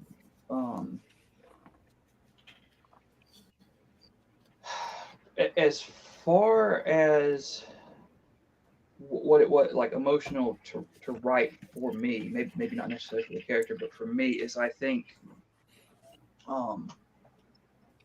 right after Julie died and Jose was in the hospital, because it was very close to me at the time, because when I started writing that story, like at the very beginning of that season, I got a call from my dad that my best friend had shot and killed himself just out of nowhere. And I think just when you lose somebody suddenly like that and try and process it, and then you write a scene like that where somebody is just like essentially doing the same thing, is where you don't have the ability to speak to people. People are trying to talk to you about something. You don't want to say anything. You don't want to do anything. That one was really, really hard on me just when I was writing that, because of just, events that had already happened to me very close to that. Yeah. Right. You're on the hot plate, Yeah, Scott. I was going to say, I'm really sorry to hear that happen, Josh. Yeah, I've never been through anything like that, so I could only imagine. In terms of the Worstverse, I always felt quite emotional when Jose was getting kind of beaten up outside of a comedic sense. Like he's this human being surrounded by all these mega powerful creatures, and it just, I don't know, something about it when I can't remember the exact scene, but there is a moment where he's like, this kind of sucks. Like, this is a bit too stressful for me. And it just kicks off his sorry, something on my desk is falling over. It kicks off this kind of just snowball of stress for him. So I suppose there's not really one scene, but it's just him coming to terms with this entire world where it's like, I could die any second, and stress is around me every single moment of my life. So the entire thing has this what's the word? I know one language fluently and I'm crap at it. This undertone of stress to it and like high emotions, whilst Jose is just existing. Best answer I can give. All right. Thank you for the dirt question, Beth. How's this like? Nah, I'm messing with you, I'm sorry. dude. You I haven't apologize. said anything all show, guy. No, it's a good question. All right, because like I'm still like I'm really like I haven't finished yet, so listening to these guys helps me along the story. You know what I'm saying? No, I got you. Do you Even though I tell you All right, even though I tell you every day, listen, you need to listen to the story. Keep up. Dude, See, I can't listen. I work in a place where customers are constantly coming in and out. I can't be listening to a story, then pause it. They have to. It doesn't work. I tried it numerous times. I'm hearing excuses, It's very guys. What do you frustrating. think? You Sounds like you got to play it on loudspeaker, and they have to listen to it too. All right. So, Sorry, what did he say? Tantalo says, I listened to Complex 20 plus times trying to figure out why the rotting one stands the way he does. Still working on that. Now, in Revelations, and we're gonna, like I said, I'm behind. Are we gonna start seeing more of the rotting one in Revelations? Yeah, that's where that whole storyline kind of comes to a head. Like that's the purpose of it. So yeah, that's what that's all been funneling towards is you get a better direction of where it's headed if you go and read the first couple of parts on the Patreon that I posted, where you can like the whole point of it is you start at the in the order of the character's original appearance. So it starts with like Callie, and then Travis, and then Jose, and then Louis, and then it goes around in a circle as they tell their stories. Like from this, they're all telling this same story from different perspectives, and that's been the thing the whole time is you're essentially watching the same story from these different perspectives as the perspectives narrow in on each other. And Revelations is when they're all right there in essentially the same room, like watching these events unfold. Mm-hmm. And yeah, like you'll see just how important like that whole thing is on these, like within the first few parts. Once you get to Travis's part, it starts like the big knowledge dump of things that are going to make everything make a lot more sense once you get to that point. Are we going to be? Is there going to be any chance of a narration of Winter Camp? So I actually already talked to him about this. What I want to do after, if I start selling enough books and start making enough money on the Patreon and junk like that, is I want to hire him to do an audio book for it, so that like you can either buy the audio book separate, like on a little memory stick or something. Mr. Creepypasta gave me that idea. I thought it was really cool, like a little customized like micro SD card or something, and just because it's long. Like I said, I mean, just doing it in one go. So I wouldn't want him to try and soldier through that for nothing. So yeah, I would like to hire him just outright to do an audiobook of it to have available. Well, I've been meaning to actually. Sorry, I've been meaning to talk to you about that. Like, if it was an audiobook that you could, like, I could whittle away at over a course of a few months type thing, and if you can get it on Audible, like, I don't mind doing it like pro bono or something. We can work something out type thing, because it doesn't feel right taking money from you. Well, yeah, because that's been my scam with. I've been trying to con Scott into. I've been like the only person I've ever met in my life. I've had to try and con into letting me pay him money. Like I want to be able to do a long series and not have to worry about that inherent diminishing view count with any series. Like that's one of the things Mr. Creepypasta showed me and illustrated to me. He's like, it does not matter what the series is. You could write the best series in the world.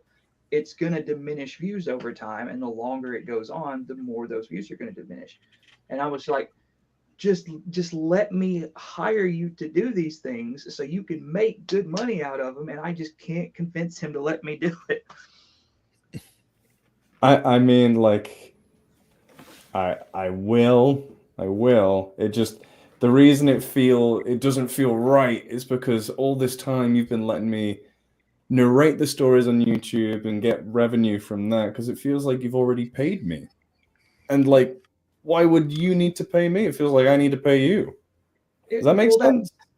Yeah, but I've done the math for people before to really show them like it wouldn't make any sense for you to pay me to use those.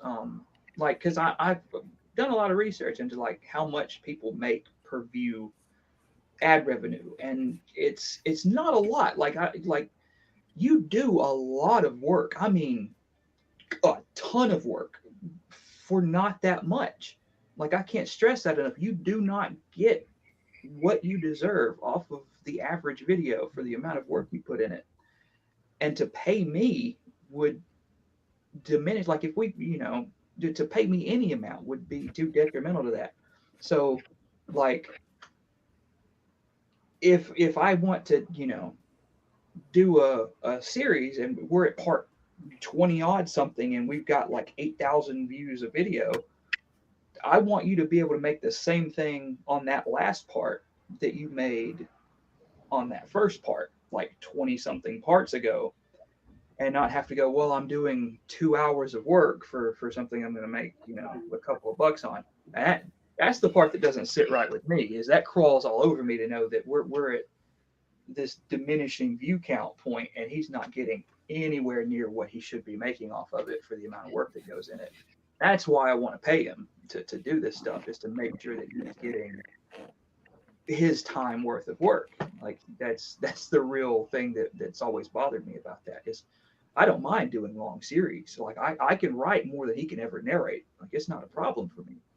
But those view counts diminish over time, and he won't be getting the same ad revenue from that last video as he was the first one. And like that's a way that I want to be sure that he's getting his time investment back from these long series that I write.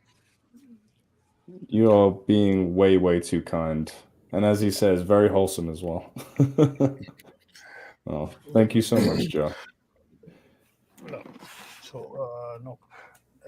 I've had a few of my regulars hop in chat. What's up, Rogue? How you doing, man? Rogue, next time you're in New York, dude, you gotta come see me. But it's gotta be like on my one day off I have a week, so we'll have to work something out.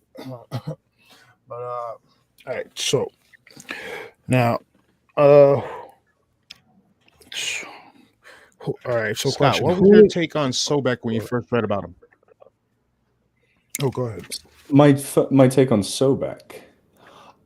I was excited Yeah. because I love crocodiles. That's like, this isn't a crocodile. This is a spectacled caiman. But ever since Steve Irwin was on the TV with crocodiles and stuff, I was like, oh, that's so cool. I'm still like that today. So when Sobek turned up, I was like, oh shit, crocodile character, let's go. And then when he turned into a businessman, like a really good businessman with the best, like, what's the word? Best interests of the paranormal community at hand. So this character I already liked became very altruistic. I was like, oh, hell yeah, let's go. Yeah, I love Sobek. And his evil counterpart, brother, sibling, person that was murdered by Han Lao. But understandably so. So we now Josh, right? All right, so Nature, when you found this one's a reverting back to Dirty Work Inc. Did you what did you think of when he did Josh tell you what he based Dirty Work Inc. off of, the three characters from the Tom and Jerry cartoon? He didn't tell me that directly. I believe I remember. Oh God, that was ages ago now. I feel like I found out by looking at the subreddit. I was like, what's this a reference to? Then I looked up the Tom and Jerry bit, and I was like, oh, I remember that. He's got a lot of references in there. Some go way over my head for way too long, though. So the next one is, so when can fans expect the next installment of the Worstverse? Yeah, I'm still writing that one right now. I can't give a hard deadline. Like I said, especially because right now I've got to get ready for Blade Show. I've got to start making a bunch of stuff and building up some stuff to take there with me and all that. So that's a little more work than I normally do. But I'm like I said, that's what my focus on right now is this last part in Revelations.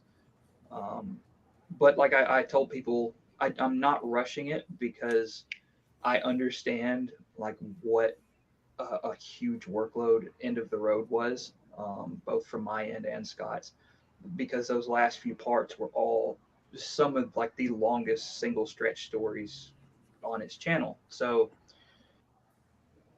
I'm gonna step back and not like throw big workloads on his plate for a while, and give him some breathing room. But it also, I don't like rushing stuff. I find that like especially like I think End of the Road kind of shows that when I write the whole season out and don't try and keep up, like post narration,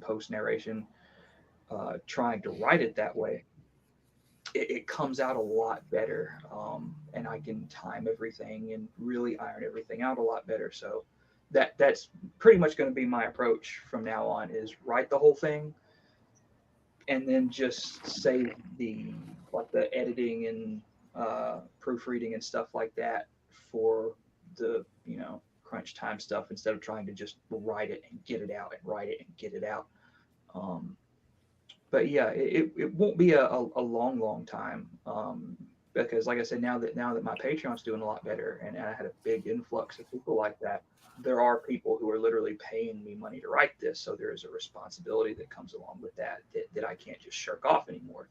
There are people there giving me their hard-earned money so that I have the ability to write this stuff.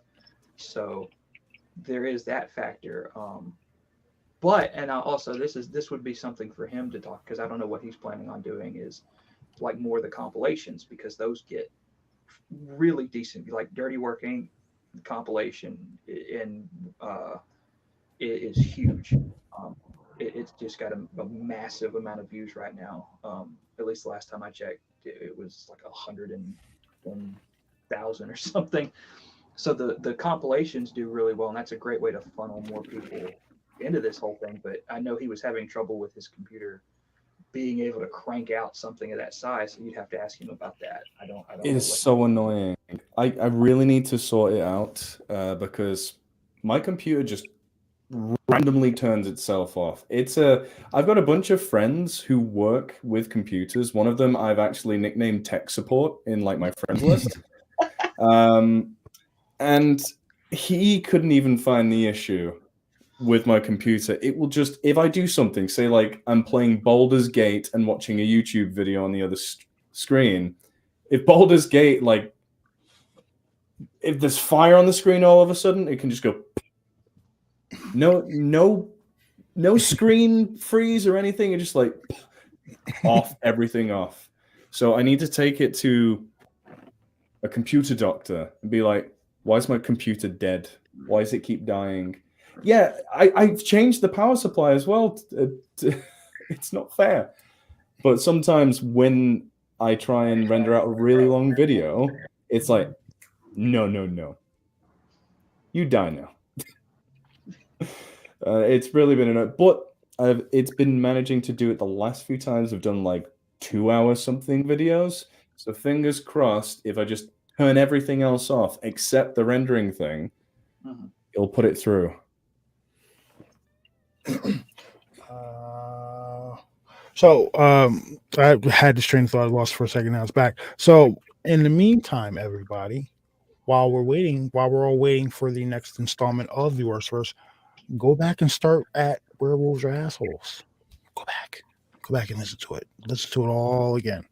You might find you might find it really interesting again.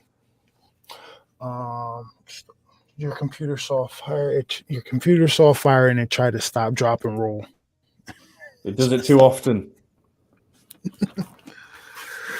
I've got a good cooling system and everything. I built it myself. Maybe that's the issue. So yes, who asked this question? Bama asked, does Josh make knives? Yeah. Josh, you want to tell how long have you been into making blades? I started just as something to do when I was a kid.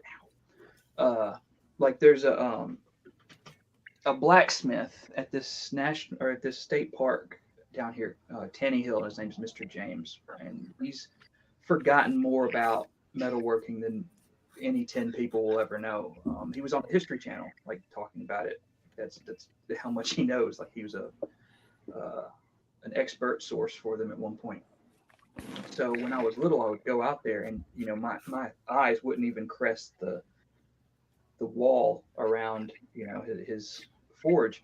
And eventually I kept coming out there, and that's the only place I would go. And I would go and just watch him make stuff. And eventually he would start teaching me how to do all that stuff. And then I just gradually kind of eased into it over time. So there wasn't an actual one single point, just because I was just doing blacksmithing and stuff like that for a while. But then my grandmother took me to an actual bladesmithing conference at Tanny Hill, and I met this other guy, and that was the first time he showed me like step by step how to make a knife. And I think I was probably like 13 or 14 back then, and that's the first time I made like a forged a complete knife. And then I started doing it full time some number of years ago. Because I had already gotten pretty decent at it. Like I had been making historical replicas and selling them out at Cowboy Town, where I was doing the Wild West show, like old Bowie knives and French trade knives and things like that. But then I was a tattoo artist. That was my primary thing back then, and that's about when I started taking care of my mom. It was harder to tattoo because she was very sick, and I had to be at home a lot. So if I'm at home, I don't want a bunch of people coming in and out, a bunch of strangers coming to get tattoos, and So that's when I had also done those first few design collaborations with Schrade. So I was like, well, my name's out there. Like I literally have these products with my name on it in every country. So there's something there I can leverage to do this now. I'm not just like completely unknown. So I eventually made the switch to doing that full time, like back in like 2015, somewhere around there. And that's mostly what I've been doing ever since. Is just that and other stuff too. I make other stuff, and that tends to be a lot of what I do there. One second, I gotta tell my oldest son to quiet down a little bit. That's impressive. I wish I could make stuff. I'm not very creative. Scott, well, I was gonna ask you what do you do for hobbies and stuff that interests you? I know you're into nature and whatnot, but like any other aspects. And then after that, I do have another question for you. Okie doke. Well, every morning I wake up and I have a protein bar for breakfast, and I go straight to the gym, just work on strength mainly, things like that. But it's a big part of my daily routine, just like working out. You can probably sum me up in like 3 things: horror, nature, and exercise.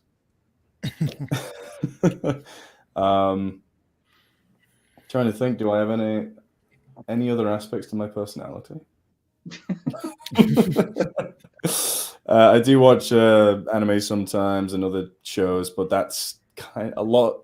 Apart from the anime, a lot of my media consumption falls within the horror scope.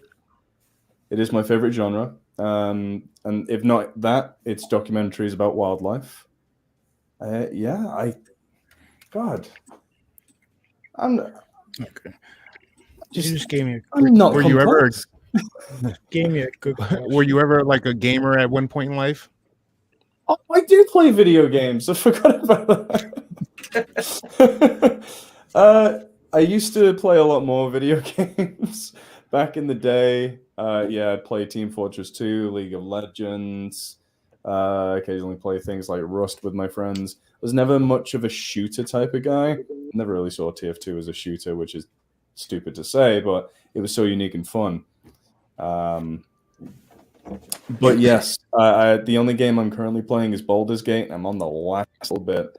I thought about playing a little before tonight, and I was like, nah, the computer's probably going to die. I just picked up Helldivers too.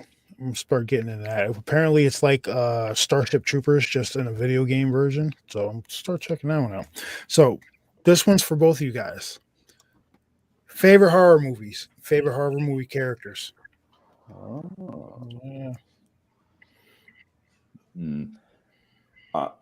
No surprise, I really like Dog Soldiers, which is it's not really a horror. It's more of a fun action, like werewolf movie. I love not Dog scary. Soldiers. Such a Yes. good movie. They need to make And it part was two. made over Part two, there. please. I got a question for you, Scott. Have you seen the movie Howl? Yes, What with did- Jack Nicholson. No. This one came out. I want to say in like 2015. Oh, that's Wolf. Sorry. Yeah, Howl. It was a movie where werewolves were attacking a train. Yes, I did see that. I didn't like the design of the werewolves. No, you didn't like. I thought that was a cool take on them. Well, I thought they were a good design as a monster, in and of itself, but I wasn't sold on them as like a werewolf. I thought That's it. was Yeah. a better take on a werewolf genre than Howl by itself was, because that was just an all around good like werewolf movie. I like the very grounded, like natural path they went on for that. That was a pretty good one. But yeah, like I think just because it wasn't a great werewolf design, but it was a great monsters. Like they were scary, like they looked great, but just I don't think so much in the context of like a werewolf necessarily. I can see it's kind of like the same thing of a lot of people. Like I'm a Godzilla fan. I love Godzilla. A lot of people don't consider Godzilla. Is it 2000 or 1999 to be? It was 98. Yeah, it came out in 98. That's a Dean Thank you. Devlin. I know that one specifically. Great movie, not a great Godzilla. See, exactly. That's what a lot of people say. I love Zilla. Zilla's awesome. He's cool. He's who I grew up with. But I also grew up with Godzilla. I have the Japanese VHS somewhere. But yeah, it's not a great Godzilla movie, but it's a great kaiju movie in my opinion. Yeah, Dean Devlin is a huge like inspiration to me, and like where I go to look like if ever you watch a movie or a show and you go, wow, the character dynamics and the dialogue to this is amazing. There's like an 85% chance Dean Devlin has something to do with it somewhere.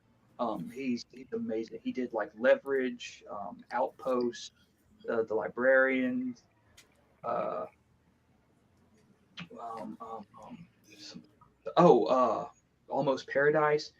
Just great at like building characters and having them like interact with each other in these really fun and believable ways. And that's the real like greatness to that Godzilla movie is those characters are hysterical together. Like the French dude, Frenchie doing an Elvis Presley impression, man. While those are on fine. What the hell? Elvis Presley movies. I watched the key. I love those movies, man. Anything with Dean Devlin is fantastic. As Ref said, we don't talk about 90s Godzilla. I do. Oh yeah, the movie itself is fantastic. Watch the characters, pay attention to them; they're all hilarious. Show was great too. My favorite Godzilla movie was the 1985 Godzilla. All right, man. All right, so Scary Godzilla, man. I know exactly the one you're talking about. I watched it many times as a kid. I remember being a kid and having the original copy of King Kong versus Godzilla, and I remember watching it, and it for some reason used to terrify the hell out of me just seeing these two giant monsters. But I was like 5 years old watching, just seeing these two giant monsters destroying everything, going at each other. Used to terrify the hell out of me. To be fair, the newest Godzilla movie is really good. The Japanese one. Apparently, haven't you guys recently got like Godzilla X Kong that's out already in the US or something? Yeah. Is it finally come out, or is it supposed to be? Because I think we talked another trailer. We have Godzilla -1. I think that's the one I'm on just about. won an Oscar. Well, yeah, you could see it in theater. I haven't been able to watch it because I never go for to the best theater. graphics. Oh, it's so good. Like they make the original, like the Godzilla character in that when you first see it, actually pretty creepy, pretty like. I gotta stop using the word spooky. It's like, wow, this is a real angry animal that is going to kill these people. Yeah, that's. I want to see it so bad. I can't wait till it's like out for digital so I can actually watch it. It's one of those I've heard so many good things about. I don't want to like watch like some like pirated like cam copy of it. Oh but, yeah, with like Arabic subtitles at the bottom and that little thing bouncing across the screen. Yeah. All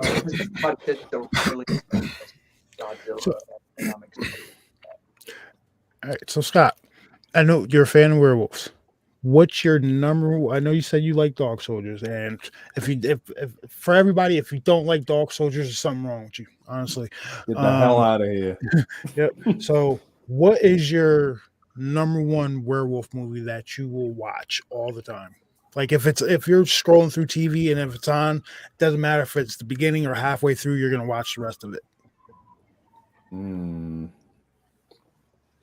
Honestly, probably Dog Soldiers, but I've already said that, so there's more than one werewolf movie. I need to think. That's tough. That's tough. American Werewolf in London does have its charm, but you don't see too much of the werewolf itself until like the very end. So it's one of my favorites, but it's not like tippity top.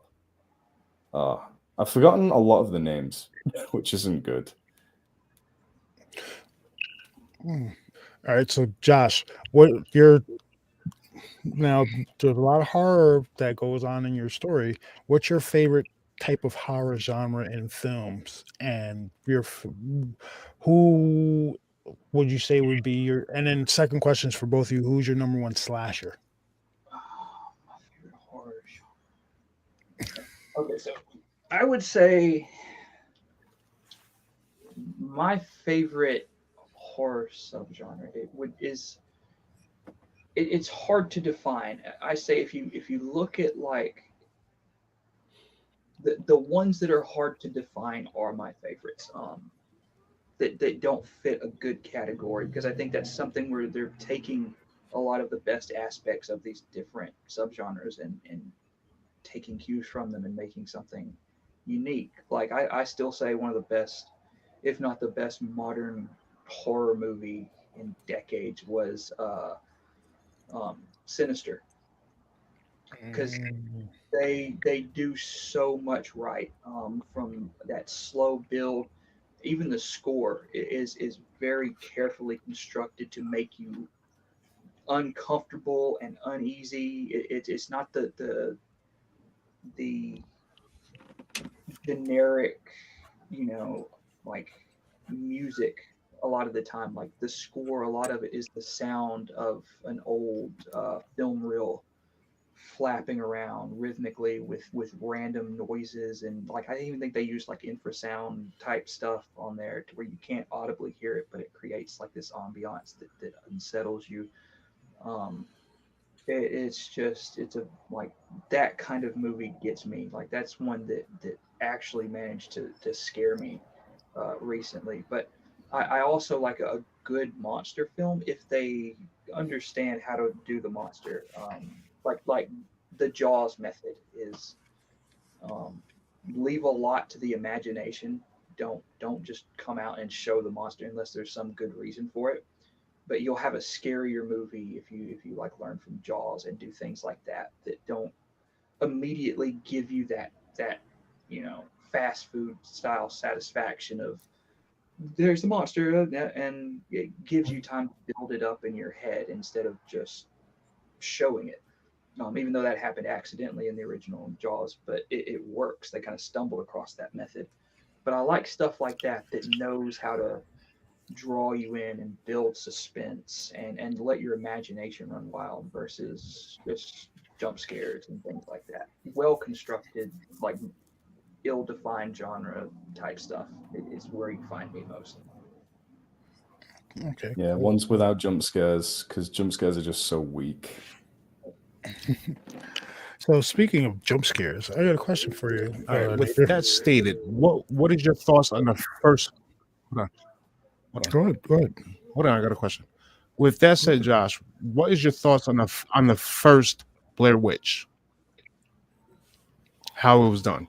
We'll talk about an influential film. Yeah, where you can't see this thing. It's all shaky. It's grounded. It's like personal. Like when you have that like that's kind of the forefront of the found footage genre, and yeah, it's all shaky and you can't really tell what's going on. It's kind of it's the film version of a creepypasta. You're telling this stuff from a first-hand account perspective, and that does a lot to draw people in and make them feel not like they're watching it, but like they're a part of it. And that's it was such a sensation for a reason because it freaked people out. Like it was a very scary movie, like even now, but at the time, people weren't used to that. Like they were used to the third person switching from perspectives, having a degree of separation from what was going on in the movie. But when you put it, like you're watching this through, like a small camcorder, it's a completely different experience, especially with how they did it. Like they wrote the textbook on how to do a found footage horror movie. So, all right. So I'm pretty sure that's the first time viral marketing was ever used. yeah, I thought the thing was real. Honestly, I'm sure a lot of other people thought it was real. The way they marketed it was awesome. On it, man. Yeah, Like, until I seen them at the MTV Then they ruined it. movie award. Yeah. Josh made a great villain by maintaining it. All right. So, question. Now, this one's for nature. Now, in the general premise of this channel, me and my brother started, is we talk to people about paranormal experiences they have. We've asked Josh this before, and he said he really hasn't had any. You're breaking up a little bit. Questions to you: have you had any paranormal experiences in your life, like ghosts, UFOs, anything like that? If you don't want to say, you don't have to say. Up until a few months ago, I would have said absolutely not a single thing. But I mean, technically, still, I could say no in terms of supernatural. But so on my master's course, we went out to Wales. We went out to like a really rural part of Wales, and we were looking at an Atlantic rainforest. Fun fact: the UK does have rainforest. They're just very small and broken up. And I was walking back from a little drinking and like a bonfire in the night, and I'm just looking up at the night sky, and still to this day, I am not a believer in like a lot of things. I'm super skeptical, but I do not know what I saw. Inside the cloud layer, I see a perfect circle of light. Now, I know what looks different between like something in the clouds, an airplane, a helicopter, or like a light shining on it. But this was perfect, and it went so stupidly fast. I've seen shooting stars. I've seen, as I said, lights shining on clouds. That wasn't that. It was really weird. And now, I'm not saying it was an alien spaceship or anything like that, but that's the closest thing I got. And it weirded me out because it was just, I'd never seen anything like it. Perfect circle of light, just like this yellowish light. And I don't know, it was weird. And it wasn't a helicopter and it wasn't a plane because we're in the middle of Wales, very, very rural, no cars making noises in the distance. It is silent as hell. You could hear a bat fly by. Nothing. No sound. Just. No, there's a second one now.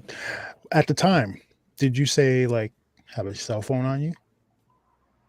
I did, but it went by so fast, and I have to unlock my phone instantly. And I've got a Samsung, so it's not going to catch a good image. So let's see, because I often say like people are, oh, you saw this, but you don't have any proof. Well, half the time, like you just said, you saw it, and you were like, what the hell is that? And you were thinking to yourself, you're not thinking, oh, I need to grab out my cell phone and take a picture. You know what I mean? So that for all you people out there to say, oh, you don't have the video evidence. Perfect example. Sometimes you see something for the first time and you don't know what the hell to think about it.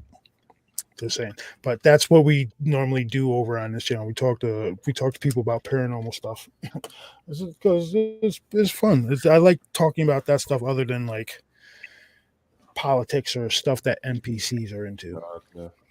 You know, And we do a whole lot of pop culture talk, like upcoming movies, castings. Well, let's deep dive real quick. What do you guys think about this new upcoming Deadpool movie? It's supposed to have a ton of characters in it. I haven't heard much on it except that Wolverine's going to be back, and I'm pretty hyped about that. Now, they're talking about Henry Cavill's going to be Wolverine now too. Henry Cavill? Yeah. That's I don't know. All right. So I'm off this topic. So I'm gonna go back here. Question. All right. So, you did ask another question before. I don't think we answered. It was about our favorite slashers, right? Yes, favorite slashers. Yeah.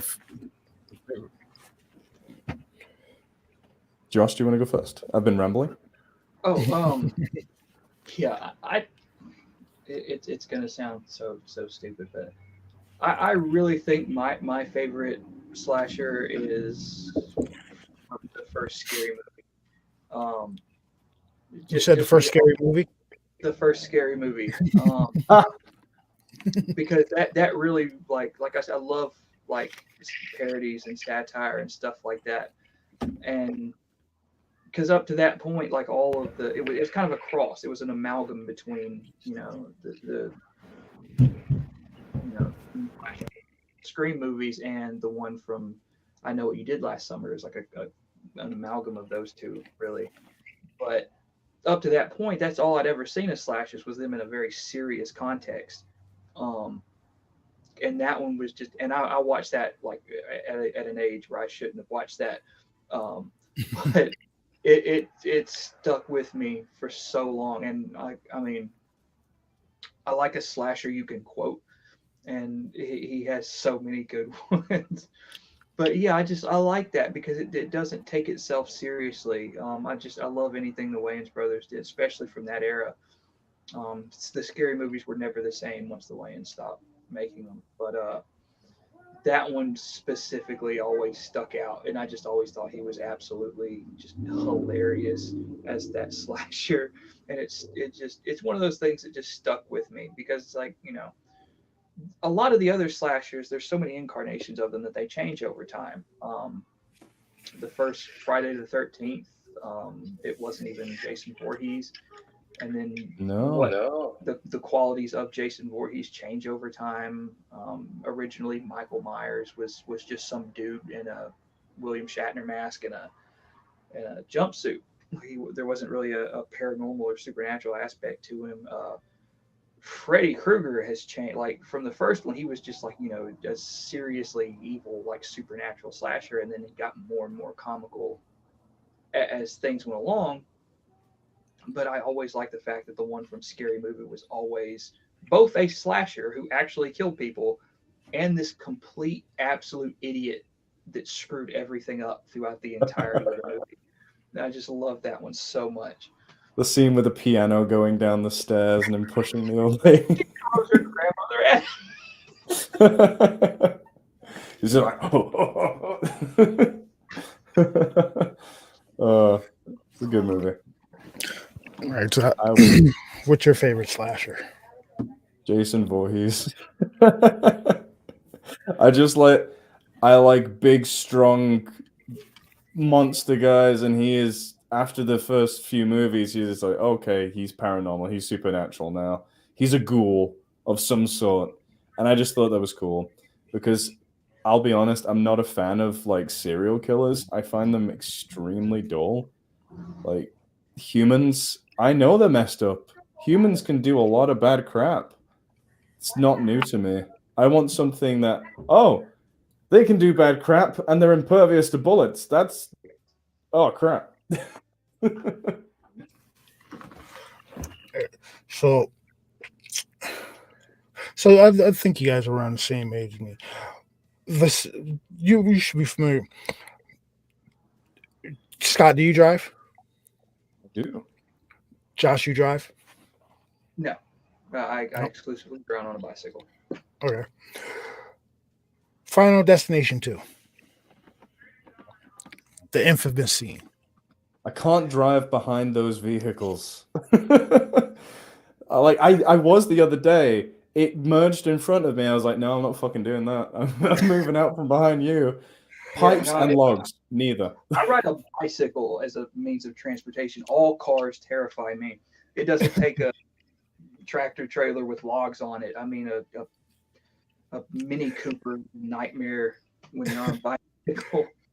But I think a movie, I don't think any other movie has ruined a generation from like doing something other than that, 2 or 3 minute scene in that particular movie. Like it's something everybody experiences. Like there's, especially like down here where there's such a big logging industry. Like my granddad owns Henry Brook Logging. That's what he's done like all my life. So I've been around that for a long time, and it's everywhere down here. So yeah, there's plenty of occasions like you'll see like going somewhere and somebody will, like I'll be with somebody and like they'll kind of get behind a logging truck, will pull over in front of them, like nope. That's me. Mr. Tomcat said log truck is a nope with me too. Sensible. Have you guys seen Jeepers Creepers? I love Jeepers Creepers. first came out. All right. elementary So school. me and my brother have an ongoing discussion about this. Me and him personally believe that the creeper, the initial creeper from the first movie, jumped into the pantheon of great monsters in movies. Oh yeah, that original creeper was great, dude. Like even two was pretty decent, but like once you get to like the other two that they tried to do, they lost the plot, man. Oh, you didn't watch the new one, did you? I didn't. Oh, It don't. Yeah, I saw reviews. It was like, for fuck's sake, what? Pardon Right, my so- language. I don't know if we can swear on this. No, yeah, you can curse all you want. So I'm just gonna say this, right? So in the first movie, do we see anybody Do we see anybody throw hands with the creeper? No, right? Second movie, we don't see that at all. Third movie, we really don't see it. We don't see that at all in the third movie either. When they rebooted the creeper, they completely changed the look of the creeper. They changed the song, changed the song for Jeepers Creepers. They changed, like in the first one where he had his pipe was in a church. No, it's out of plant. He's in a plantation now. And three throw hands with the creeper. They just try and Hollywood, stop. See, now, me personally, I thought the movie had throw hands with the creeper. good intentions, because the storyline says it takes place down in New Orleans, and everybody knows the strange stuff that happens down in New Orleans. I'm like, okay, creeper's gonna be going through Mardi Gras, snatching people up, taking body parts. No, far from it. I was so I woke up at 7:00 in the morning and decided to watch that movie. It ruined the rest of my day. He called me a spaz. Costume looked like a Halloween mask from like a department store. It was just so bad. And then they had the scene where I don't know where they were going with it, but the creeper, he's driving his van and he crashes into like a electrical box or whatever, and it kills the lights, but the music's still going. That makes no sense. Whatever.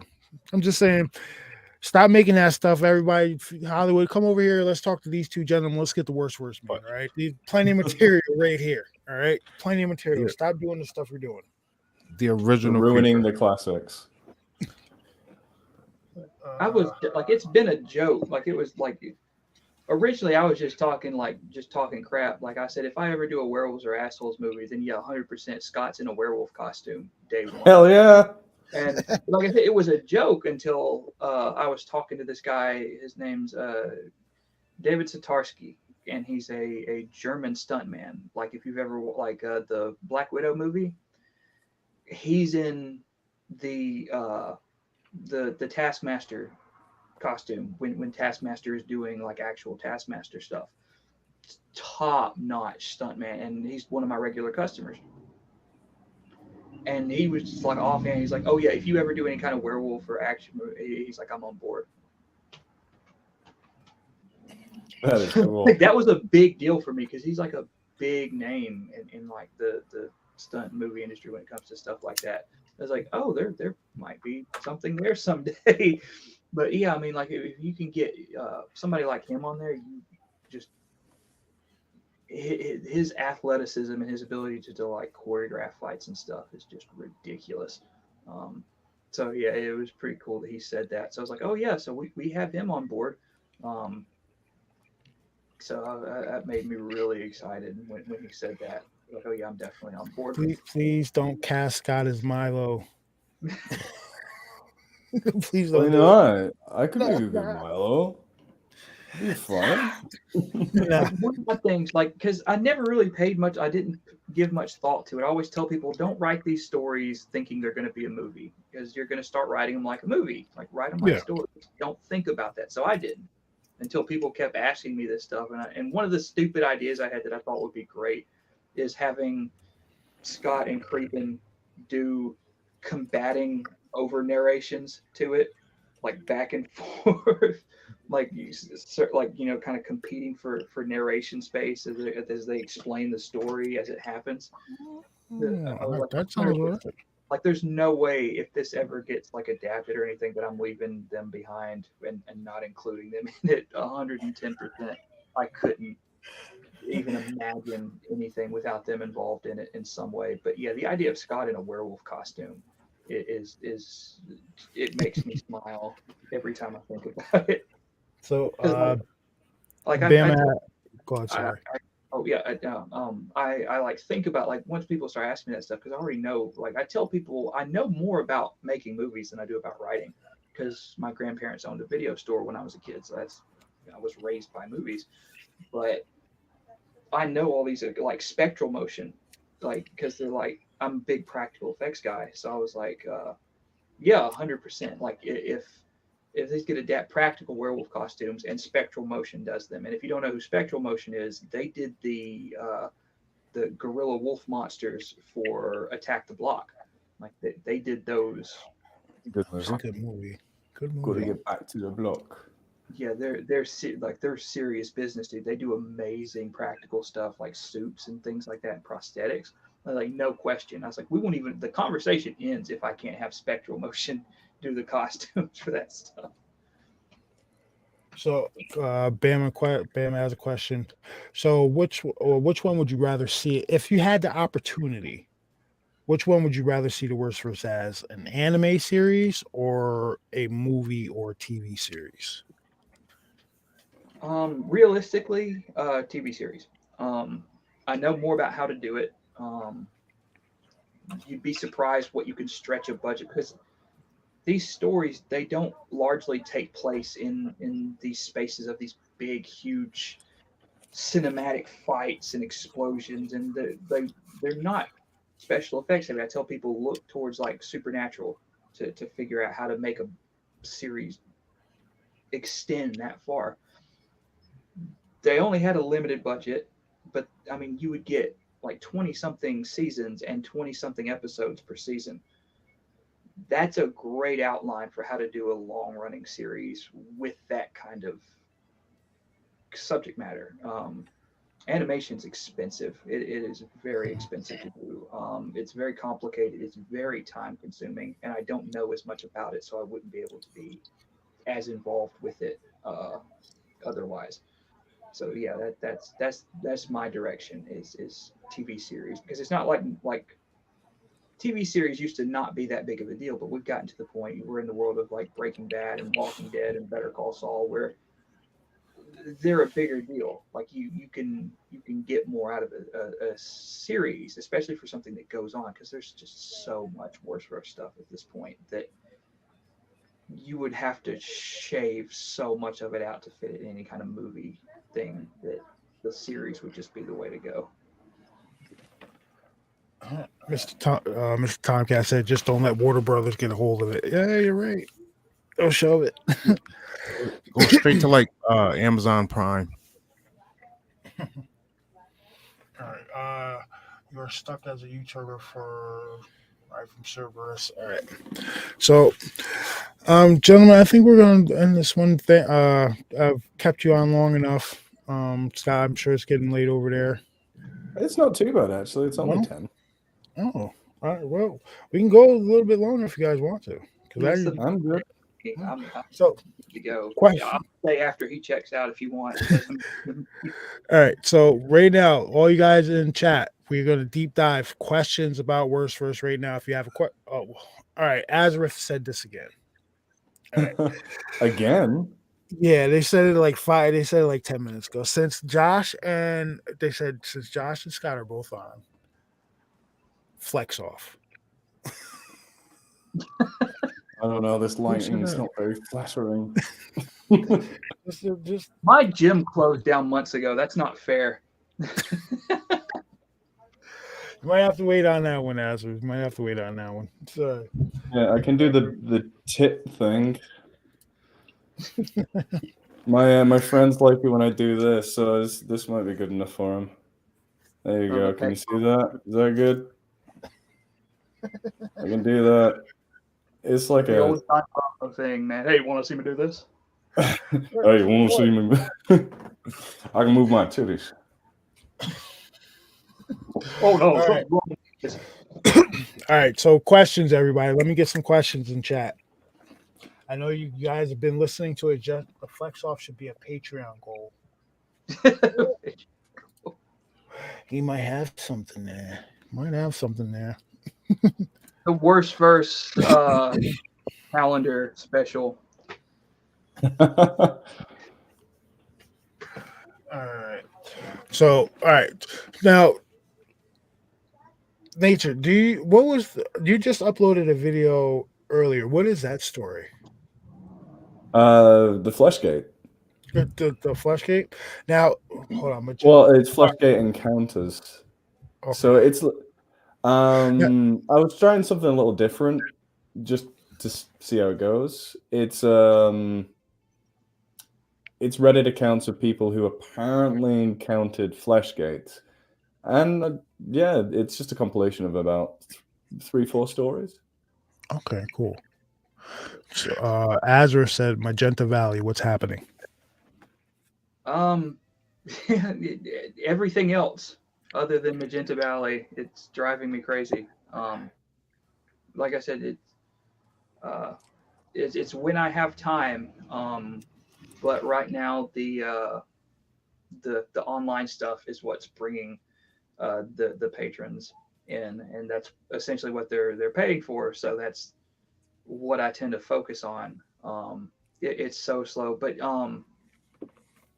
there might be something because I found this company, this studio that does like comics and stuff, and I'm still early enough into it that it would be really cool if I could get in contact with those people and do like a manga series or like a graphic novel version of that, just like switch gears and write it with that in mind, um, and do something completely different.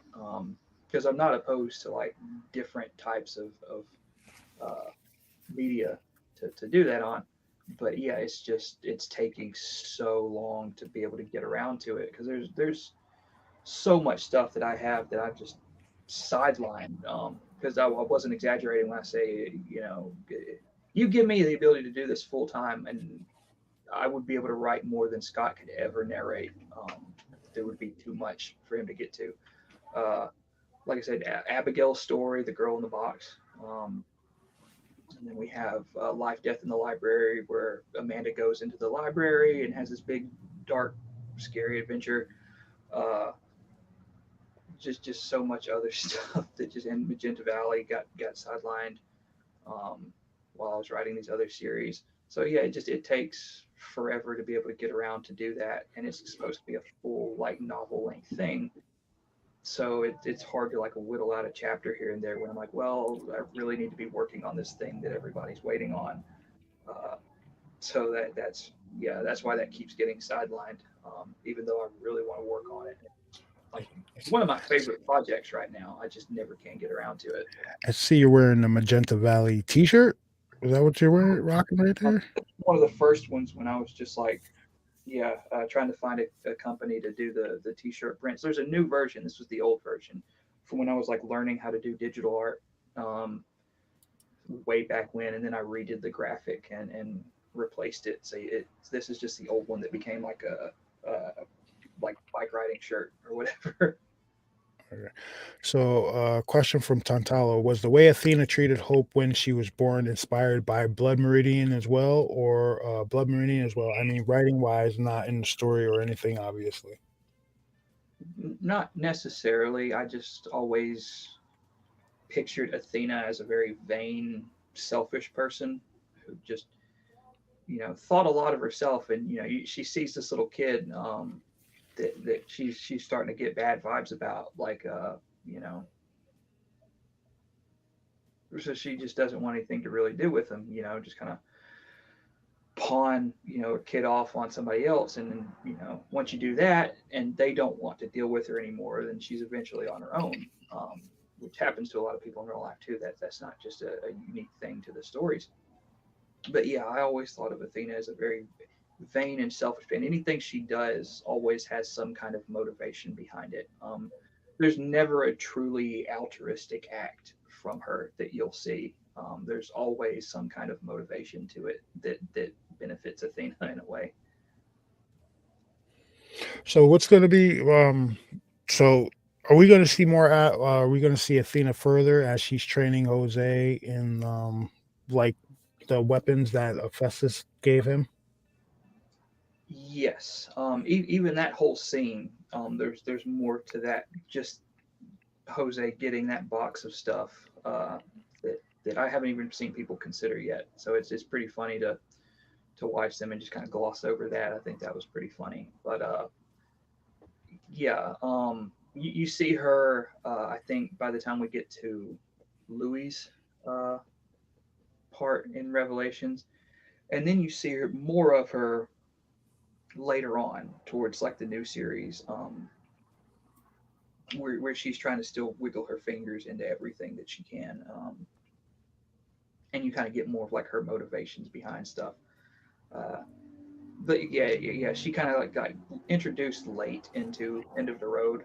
Um, so it was kind of like Abigail towards the first the season of Dirty Working, where she showed up late, even though she was a big part of the story. That's when she was able to be worked into the plot. But then she went on to be a bigger part of the story. And the same thing essentially with Athena is she's just that was her introduction, like not the entirety of her involvement, is just a very quick introduction to who she is and what she's like. So yeah, you're going to see more of her, but just later on. Like I said, you don't see much of her in the whole Revelations thing, but you see her later on.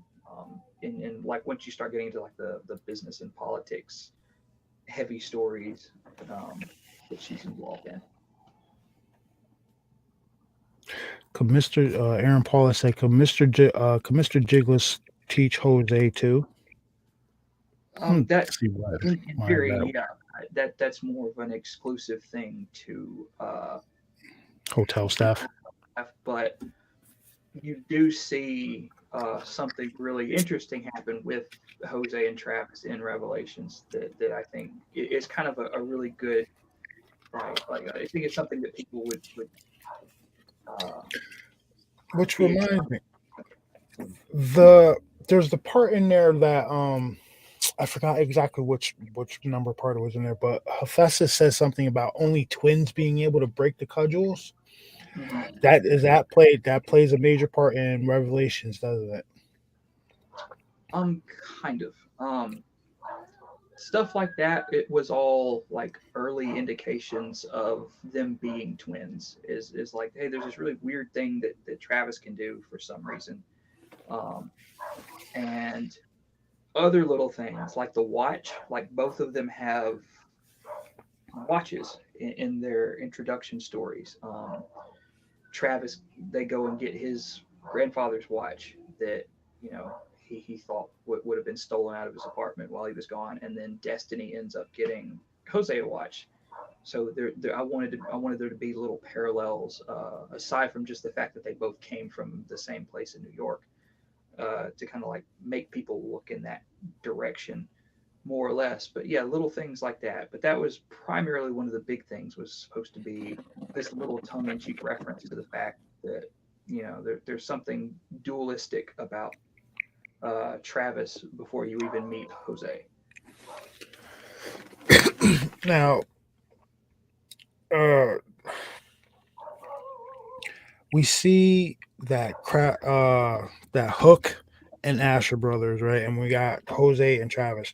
Jose and Travis, to me, it seems are traveling along the same parallel as Hook and Ash. I mean, because Ash worked for the hotel and then he became uber evil, and Hook is, you know what I mean? He became a good guy.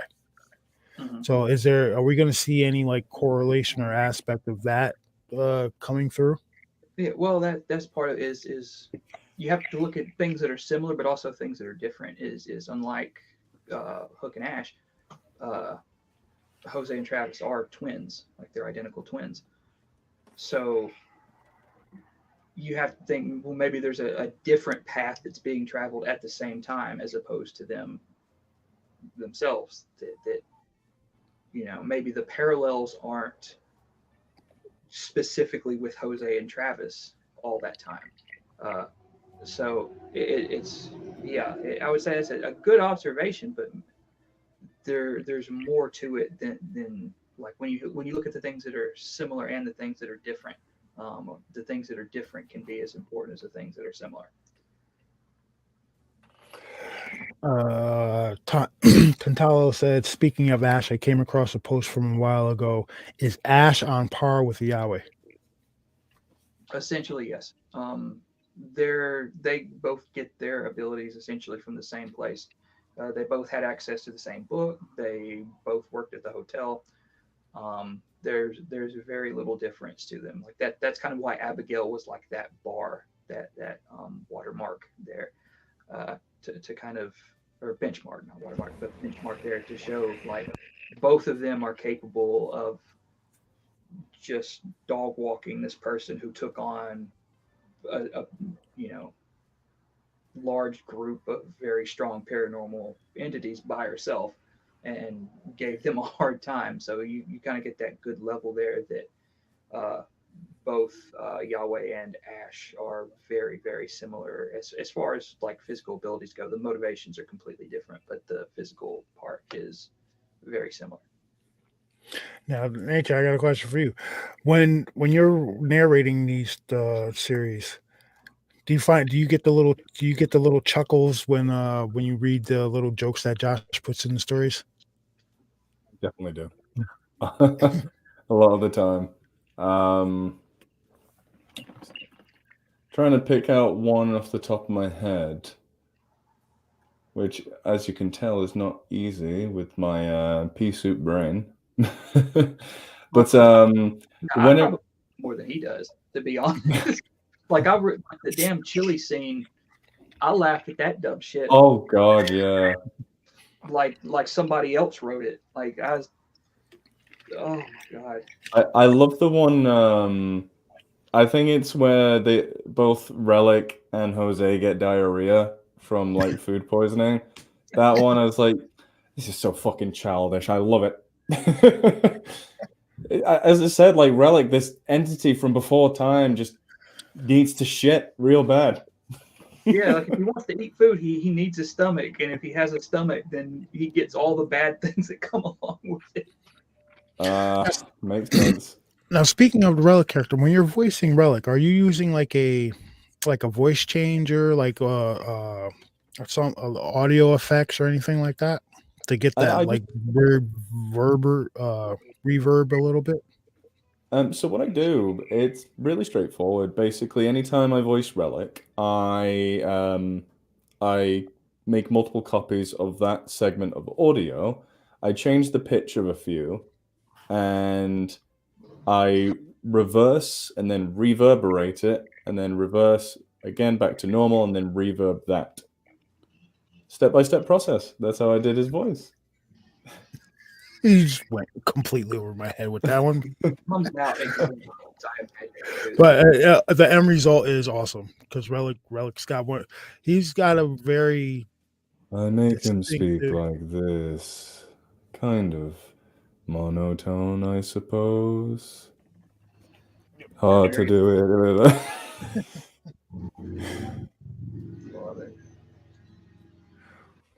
love doing I'd characters. love what tactical we hold on. I'd love to hear a conspiracy idea for the story from Scott. Conspiracy theory. Conspiracy. It's not so much a conspiracy theory, but I'd love to see more from the big bad wolf from I Banged the Werewolf.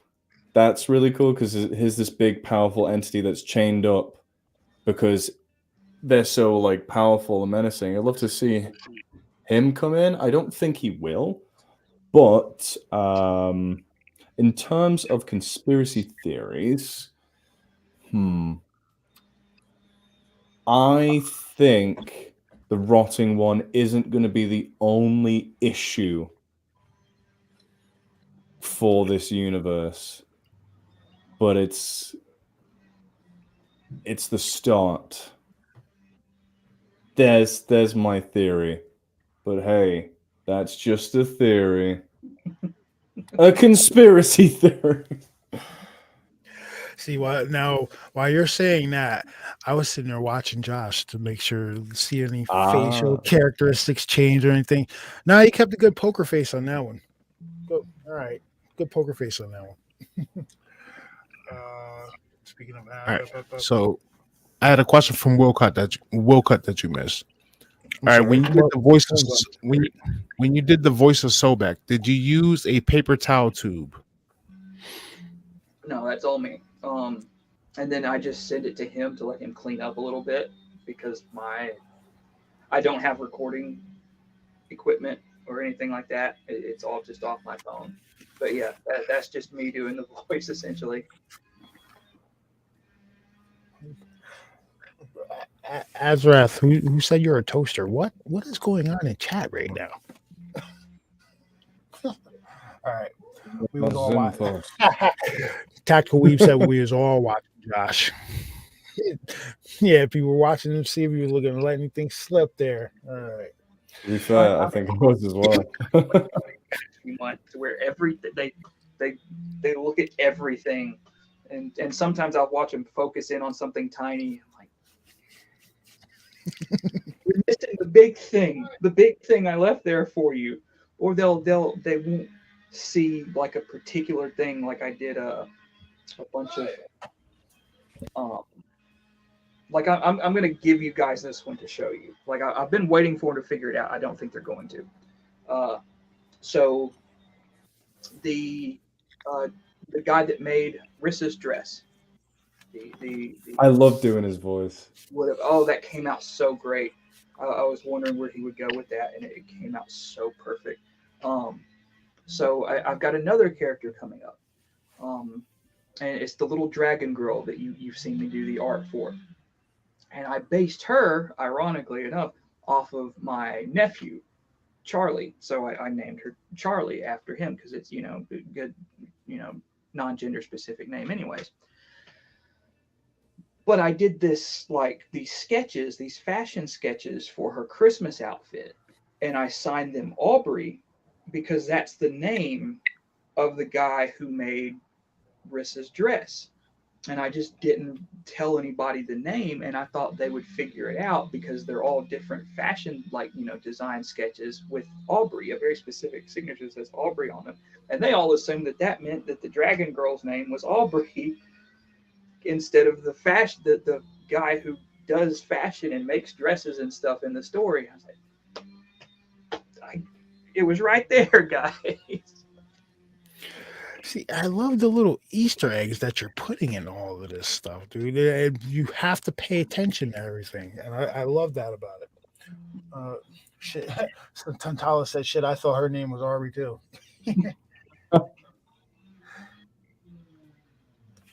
Ascension says you can't hear it, but I'm aggressively face palming now, Josh. All right. Stickers in the background. Is that Tegan I can see? Oh yeah, God, they're all over the place. I've got so many different stickers and this. Oh yeah, the massive Bago keychains everywhere. If you do make a werewolves or assholes movie, can I please because Tegan's she's the best. Oh yeah, I can see like the original guy doing the narrations with the actress for Tegan would just tear up the entire whole narration thing. So, John, I'm sorry if I'm pronouncing this wrong. Johan. Is there more about the shadow beings that eat the monster? Not my story. Don't write that. All right, the wrong story. All right. Let me take a drink here. So, do you guys hear a fucking chainsaw or something? Yeah, that's I do hear something. Forest in our neighborhood. Oh, all right. I was about to say, who's sitting in the Texas Chainsaw Massacre going on over here? It's Alabama. They were in a logging area. Gunshots. So. All right, Josh, do you have any? Are you going to be adding any more celebrities to the story, to any of the stories, like how Tom Cruise was? I want to work Bill Murray in there so bad, but I don't know how. Oh, To just yes, Bill Murray. yes. Make him death. Make him the Grim Reaper.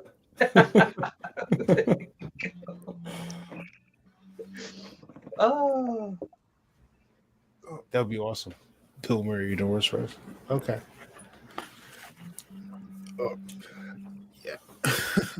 Oh, and yes, I completely agree with Jose about the Les Grossman movie. We all need to see that. We all need that in our lives. I'm taking credit for it. I don't care what anybody says. I'm taking credit for it because nobody gave a shit about the Les Grossman movie until I started rehashing it over and over again in those stupid stories. And then they announced, "Oh, we're doing a Les Grossman movie." I was like, It was So, you. Ascension says, "How much more do we learn about the where Frodo Mew is from?" And they won't say much more because they're referencing Patreon stuff. "Well, yeah, you get into that like later on." But Okay. you get a pretty solid idea, anyways. But there's no way to visit a place that's not there anymore. So you do get kind of a little bit of a surprise because you do And get to then see the world. So you do get to see that. Tantalo said, "Actually, why doesn't Sobek have a cult? You stated he is a god as far as the title goes. I guess, yeah, Sobek. He's not as up there. Like when you like he was worshipped as a deity, but he's not like a deity tier thing. There's like there's only one Hephaestus, there's only one Poseidon, there's only one Athena. So he's he is just a thing that's there. Like that would be like adding a Jared Leto tier because he has his own cult in real life. I actually have a question for Josh, if Yes. you don't mind me asking. So, are these gods like Poseidon and Athena that have been around for a long time? You did mention that they look like humans now because they're humans. Yes. Well, look like apes because humans are apes. Back in, say, dinosaur times, how many of these beings were around? Like, were they around during the time of the dinosaurs? Been around until there was um something with sufficient sapience to even bother Thank you for taking using the right term as well. I love it. Sapience this. instead of sentience. Yeah, there wouldn't have been much reason for them to sit there and try and teach like a T-Rex how to like knock two rocks together and make fire. But they were also there. They existed prior to Earth in general, basically. Yeah, like like it's all what they're talking about, like referencing like Futomito and where he comes from and everything. It's all connected and that is yeah. So we got your way to work Bill Murray into the story. Bill Murray is, Yes. and then Frank Jones dropped this gem. Bill Murray is a riding one, hilarious, but kind of thinking about Chevy Chase myself with the Clark Griswold clumsiness.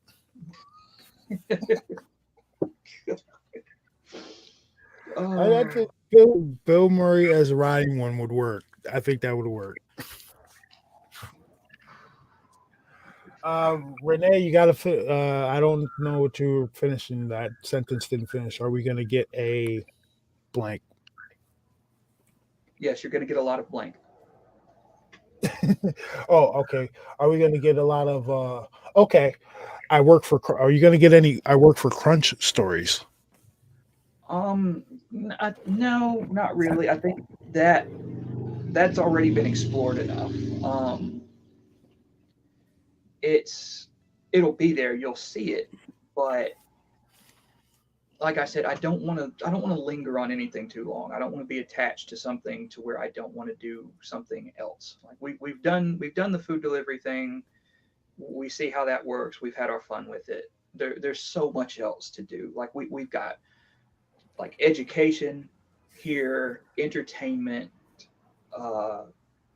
economics things going on here that are coming up that haven't been explored, that I want to have their time in the light as opposed to this one thing. Because we get comfortable in this thing. We want more of the same thing but different. But I tend to just want just try different things and explore different avenues. And while, like I said, what we're setting up, We Deal in Dreams, is this girl doing something that all these other entities didn't even think was possible. So it, like, when they first find out, it like freaks them out. They're like, you can take people's souls, and it scares them because it's so unique, and they didn't even know it was possible, like it was a thing.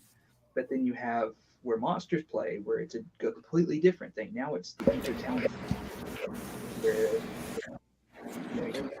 different kinds of actions. But that also goes a lot deeper, because you know me, I'm not just going to be like, well, this is the one theme of the story, and that's all we're going to do.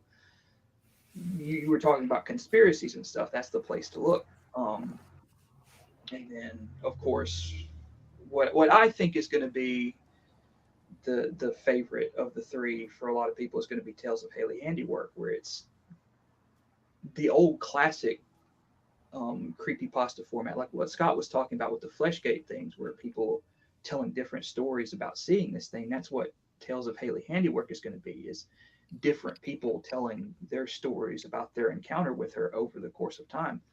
So a lot of other things that I haven't done yet that I think deserve their chance in the spotlight, as opposed to something we've already done for 3 seasons over the course of 4 years. So we got a question from Mr. Tomcat. We're going to see Jim pop up. I don't. Not in my stories. No more Cerber, no more anything like that. Yep. So the server, like the series with Cerber, any affiliation with Cerber, that is completely done, guys. It's on to Revelations is the next series, if I'm not mistaken. Yep.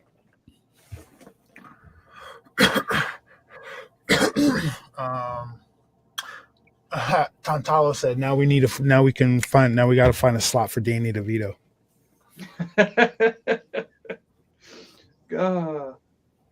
Casting Danny DeVito Gotta be a goblin. has to happen. Which he that question about that. Will he probably Leggings for everyone else? Wabba? You lagged. Oh, to sorry. Robot Snickers. My kids might have kicked on their 4 Xboxes. But speaking of the goblins, is Louis Goblin going to play any major part in the stories other than being just a mischievous little thing running around messing with stuff? Not necessarily. Goblins are, like I said, if you follow like the posts and stuff, goblins are a major part of that whole thing, that whole community. But it like I said, it depends what aspects you're talking about. Because there is like a big, goblin trade. They basically treat them like, cockfights and stuff like that. So they are an important part of the story, but that doesn't mean that Louis is necessarily more important than any of them. He's just kind of there. Like, that's just, he's usually in the background to some capacity. All right, so Scott, this question is for you. Omar Castellan. Sorry if I mispronounced your last name, homie. I would like to start doing voiceover. Any advice / suggestions on how to get started would be appreciated. Equipment suggestions are welcome too. Thank you. It's hard. Yeah, okay. So when I first started out, I just used any old microphone, but I think quality is really, really important if you want to like pick up your game. Blue Yetis are very good. They're good, like a USB microphone. I currently have a C2, I forget what it's called, a C214 AKG mic. This has been with me for a good while. I've got a line in like Focusrite that like changes it from being one of those weird cords into a USB. It's been working so far. Do I sound clear enough? Does this sound all right? And that's what I would recommend for equipment. Just make sure you have a good microphone, My headphones are crap. Like I got these off an airplane. Look, it says Virgin Atlantic. I don't like normal headphones. I don't like not being able to hear anything around me. So I just use these. Cord's really short. Anyway, just when it comes to getting started with doing voiceover, I just did it as a hobby on YouTube, and for some reason it picked up. So don't dedicate your entire life to it. Do it as a hobby, do it for fun, and find out what areas you excel at. Apparently, I'm good at doing voices. So I do voices. Can I just add to this, Omar? Honestly, you can get started for a little bit of money. Like, but when I started this channel, you know, I started it with a $200 laptop from Walmart and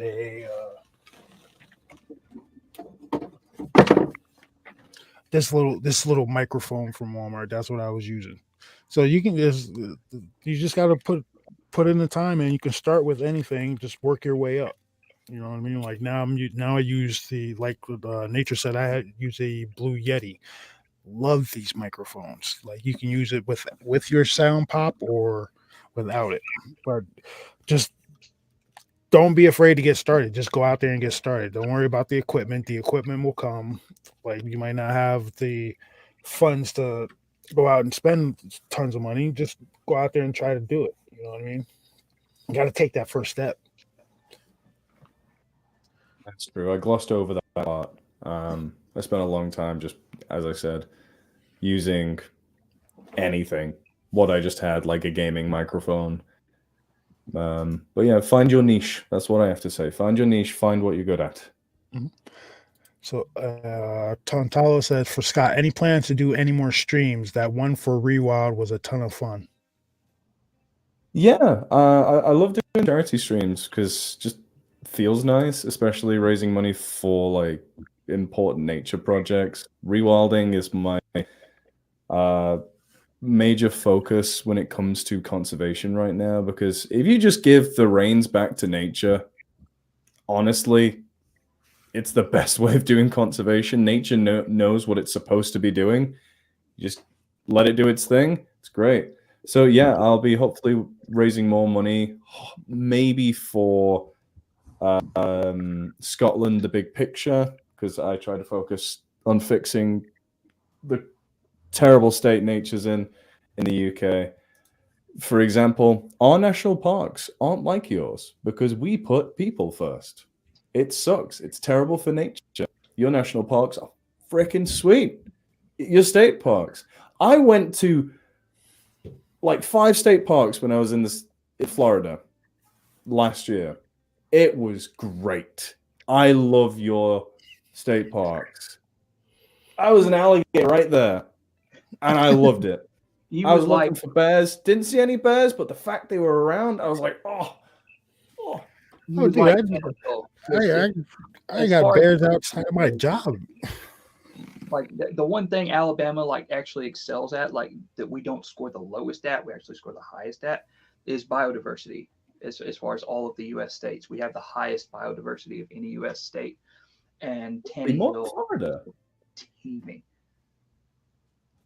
Florida has a lot of, but Alabama has higher biodiversity than Florida does. Fair enough. That's really good. I'm so jealous. I mean, your country's a lot bigger, so. So we're not landlocked. Like Alabama dips down and has a coastal region too by Florida, like next to Florida. So like Mobile and all that stuff down there. So we have the same ecosystems that also count towards our biodiversity as like Florida does. Like Mobile Bay, Manette, Orange Beach. All right. So this question is from Azrath to Scott. Scott, I've dipped my toes in narration. I'm an audiophile. So quality is always quality was already covered, but my life impedes me. How do you balance touring? How do you balance touring with your day life and your education? So how do you balance like narrating with your daily life and education? At the moment, it's a little difficult because I'm doing a master's course and they're very weird, my university. It's half in university lectures and it's half go study on your own. And by the way, you have 5 assignments due. Oh, cool. I just have a routine. I alluded to it earlier, but I keep it no secret. Like I have ADHD and autism, specifically Asperger's, or as people incorrectly say, Asperger's. It's so annoying. Every time I hear it, I'm like, it's Asperger's or whatever. But I just like my routine. I wake up. I'm gonna go to bed in a bit. I'm gonna wake up. I'm gonna brush my teeth, have a protein brownie, go to work out, have a shower, have lunch, walk my dogs, and then the rest of the day I can use for either studying, narrating, or studying or narrating. Or if I'm having a day off, do something for myself. Just get in a routine.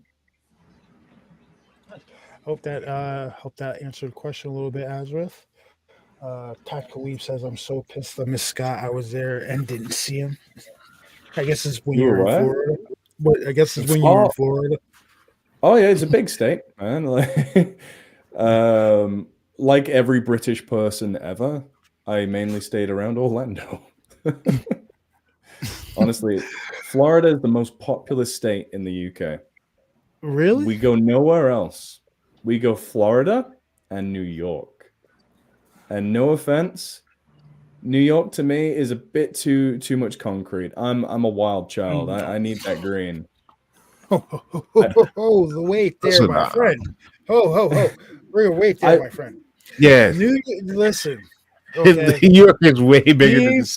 Being a New Yorker all my life, people constantly get New York lumped in with that little bit of New York City. Yeah, sorry, I should have said. I went through New York City. Yeah, I've New been York through State there. New York State is it's mainly farm country and mountains, man. Honestly, my apologies. I keep forgetting because all the TV shows show New York City. I'm not a fan of New York City because I went through there and all I saw was concrete and litter. And the biggest cemetery I've ever seen. That was wild. You're not the only one. I'm from New York and I hate New York City. Yeah, it's like if you get maybe like an hour outside of the city, and then like if you were to take a helicopter and go up maybe like 15,000 feet or so, it would just look like a small town here, all forest, small town here, all forest. Like that's what the real New York looks like. That little nugget of the city that needs to go somewhere else. They ruin it for everybody else in New York. See, this is my Brit showing because London is London. It does have the Greater London area where, like, sure, there's some trees, but I keep forgetting that the states are big. Yeah, I came across a video. The gentleman from the UK was like, the people from the States aren't well traveled, blah blah. And the dude, I saw the same one. Gentleman from the UK was like, they don't need to be well traveled. They can go to their own states and be like in a completely different country. Like, yeah, like if you go, say, I'm from New York, right? If you go to say Hawaii, it's like being on another planet. It basically is another country. Because, I mean, it's not even anywhere near the mainland. No, definitely not. But, like, PA puts off Pennsylvania puts off a completely different vibe than New York. Florida puts off a completely different vibe than California. It's the terrain aspects, the peoples. Like, I went to Hawaii and I met 5 people from almost the area I'm in New York. Like, I went to Hawaii to get away from you clowns, you know what I mean? I'm looking at New York City on the map, and It's closer to Philadelphia than the actual bulk of New York State. That's wild. Yeah, that's it's the tri-state area. Basically where me and my brother live, there's 20 miles down the road. There is New York State, New Jersey, and Pennsylvania. They all meet in one spot, and there's a stone that says it. Yeah. So like, yeah. But other than that little sliver at the bottom of our state, the rest of New York is all forest. Like a couple weeks ago, I was standing outside of my job smoking a cigarette, and a black bear walks up to my car, starts sniffing around. Like it's wild up here. It's wild. You might have just convinced Scott to move to New York. This is not the city area. Everywhere else is awesome though. That is really cool. Oh, yeah. You know, our biggest guess what the biggest predator is in the UK, except for dogs and humans. Badger. Cats. Oh, well, very good, Josh. Yeah, it's the badger. Is that why Jeremy Clarkson talks about it all the time? I hate Jeremy Clarkson. He's such a twat. You don't like Clarkson? You don't like Clarkson? He's a bastard. He's a horrible, horrible man. He does have. He's funny, but he's horrible. I've always been a James May fan myself. I like James May. He's just in the UK. If you're from the UK, a lot of our celebrities that come big abroad, like what's his face, the comedian, Jimmy Carr. No, the other guy who now everyone hates. What's his name? He hosted the Tonight Show, I think, for a while. James Corden. Okay, yeah. You guys loved him for some reason for years, and we were really done with his shit. And like, it's the same with Jeremy Clarkson, except for if you want to. We're one of the lads. We love to watch the cars drive, type thing. I've got nothing against people. One of my favorite comedians, British comedian Al Murray. He's like the Larry the Cable Guy because he does a character like the pub landlord, and he's basically what you were just describing. Kind of that just like real. Oh yeah, he's great. He's he's hyper intelligent. Oh my god, smart. Like you can watch him. I love his Name a Country. Britain's Beat Them bit. Just where he knows so much history that he can tell you an actual battle where England has beaten a particular country in a battle. It's great. Well, that's the problem with Jeremy Clarkson. He thinks he's smarter than he is. He knows cars. That's it. He thinks he's a farmer now, and he like bought a farm, and he pays other people to run it. And he's like, "Oh, badgers are terrible. I shoot them all," type thing. He's very anti-environment, basically. Yeah, that's why I hate him especially. Yeah, he's kind of a prick. Super prick. Okay. So what Azareth said, the first bit of advice they always give is to visitors is to not underestimate the size of the United States, which is true. Now, Tantalo adds to that. Also, he lives in the desert in Texas, and he can drive north for an hour and then be right in the forest. Texas looks so cool. Wasn't there something that like the entire UK could like fit in Texas? I think that. Oh yeah, that one dude said easily. That. Like the UK and Ireland probably. Elmer, Comrade Commissioner Yuri said out. Yuri out. Long day, ladies and gentlemen. I was at work. I was at work earlier. But yeah, like, hey, Scott, if you ever manage to come over to New York, man, we will take you all over and show you the cool stuff. I don't go out in the woods at night, though. I do. Oh, yeah. That's not something I do. Call Scott so much anxiety, always talking about the weird exotic animals I want. It's like seeing those videos of like the people working with big cats, and I'm just like, okay, well, hear me out. It's one tiger, and I could just see him on his. Like I kid you not, like a month or two ago, Like I'm just riding down the side of the road and see a possum, get off my bike and just follow it around and just see what it's up to. Like it'll turn around and hiss at me, and then just keep walking, and I just like watch it. That's great. That's great. When people want tigers and apes though as pets, the conservationist part of me is like, please don't. It promotes poaching. It promotes people taking these animals from the wild, even if they're bred in captivity. It promotes poachers to be like, oh, we can make some money here. And that's why a lot of animals are going endangered.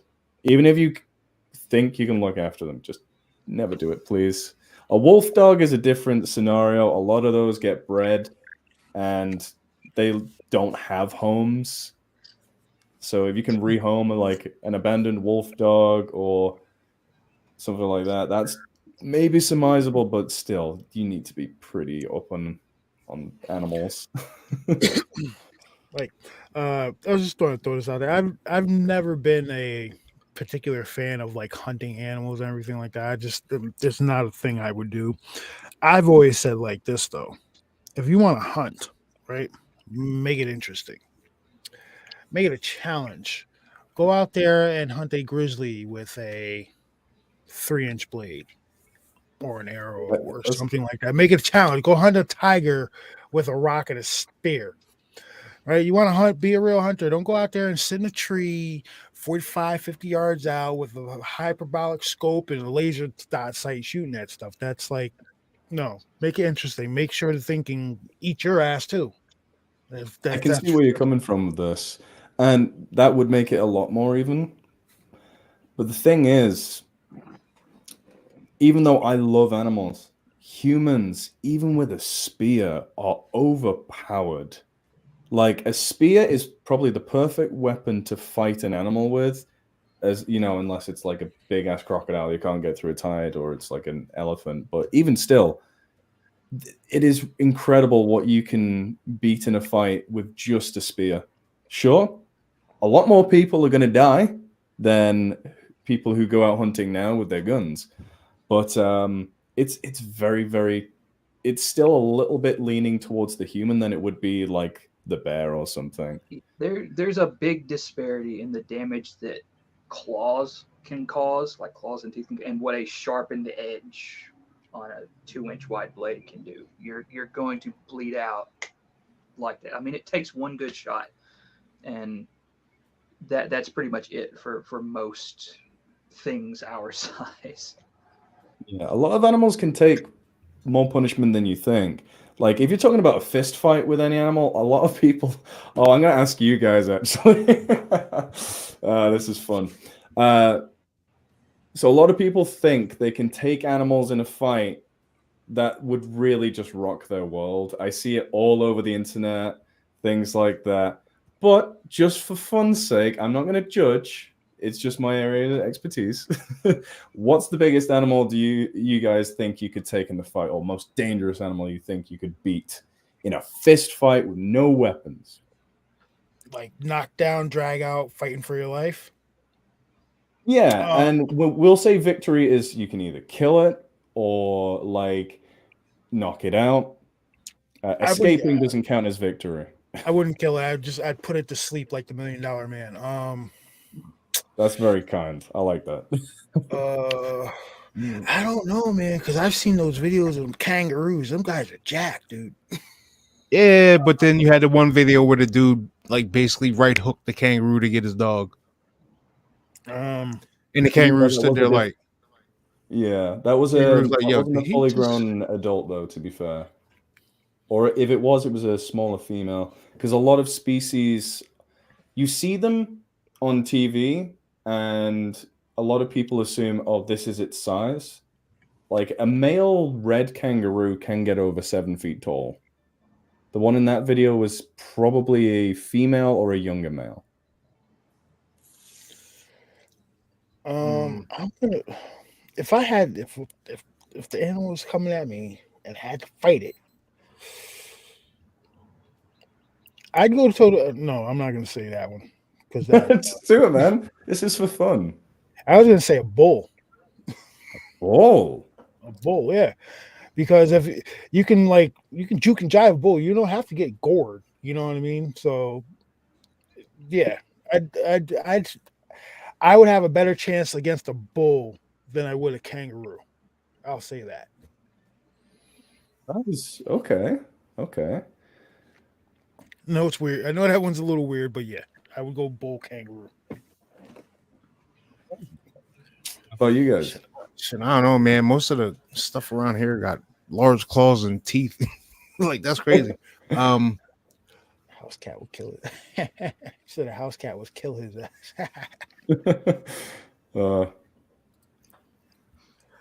You know what? I'll say it. If I'm walking down the street and a dog starts chasing me and it's gonna attack me, I'll fight a dog. Absolutely. 1-on-1. Depends on how big the dog. Now, if it's one of those wolfhounds or a bull mastiff or something like that, we might have a problem there because those dogs are huge. I have to sacrifice an arm to save your own life. He can bite the forearm. I'll give it to him. Take the leg. Take it. Good movie. That's for you, Josh. Oh, That's funny tactical. I'll fight anything because self-preservation's a hell of a drug. If I can't play dead, I'll fight anything to help my odds. But something that I think that I could reliably deal with, large dog. Been around them. Like my dad raised big dogs. I was around them when I was like big fucking Rottweilers and Great Danes and shit like that. I know how they operate. Like I know what a dog attack looks like. And I'm still not coming out okay. That's a hell of a fight. Like if a dog really wants to hurt you, but it's something that I think that I have a real good chance of. Yeah, like a large dog. But yeah, understanding what animals will do when they really want to hurt you. I'm scared of horses. Like I've been around them too long. Oh God, yeah. I don't stand behind them. Yeah. You don't even have to stand. They're mean sons of bitches. Like they'll bite a chunk out of you just because you looked at them wrong. They're the most plotting animal I've ever been around. I've looked after horses before, and the worst ones are the ponies, the small ones. Shetlands are bastards. Funny though. Yeah, I like if we're talking like completely unarmed, I could probably deal with a fairly large dog only because I've been around them so long that I know what they're going to try and do and what my best options are, especially if there's water around, straight in the water. Really like a kangaroo does. Yeah, that's what kangaroos do when they're getting attacked by a dingo or a dog. They run into the water. And pray there's no crocodiles, but they'll drown a dog. It's horrific, but clever. Wow. Yeah, the reason I asked this is because there's so many crazy people out there that say like, yeah, I could probably take a lion. Yeah. If I had to choose from these, it was going around recently. Would you rather fight a silverback gorilla, a lion, or a grizzly bear for $1 billion? And I'm like, there is no human being. The mountain would die just as easily as a toddler against any three of those animals. It is not even close. A lion the average male lion is over 200 kilograms. I don't know that in freedom units. I do apologize.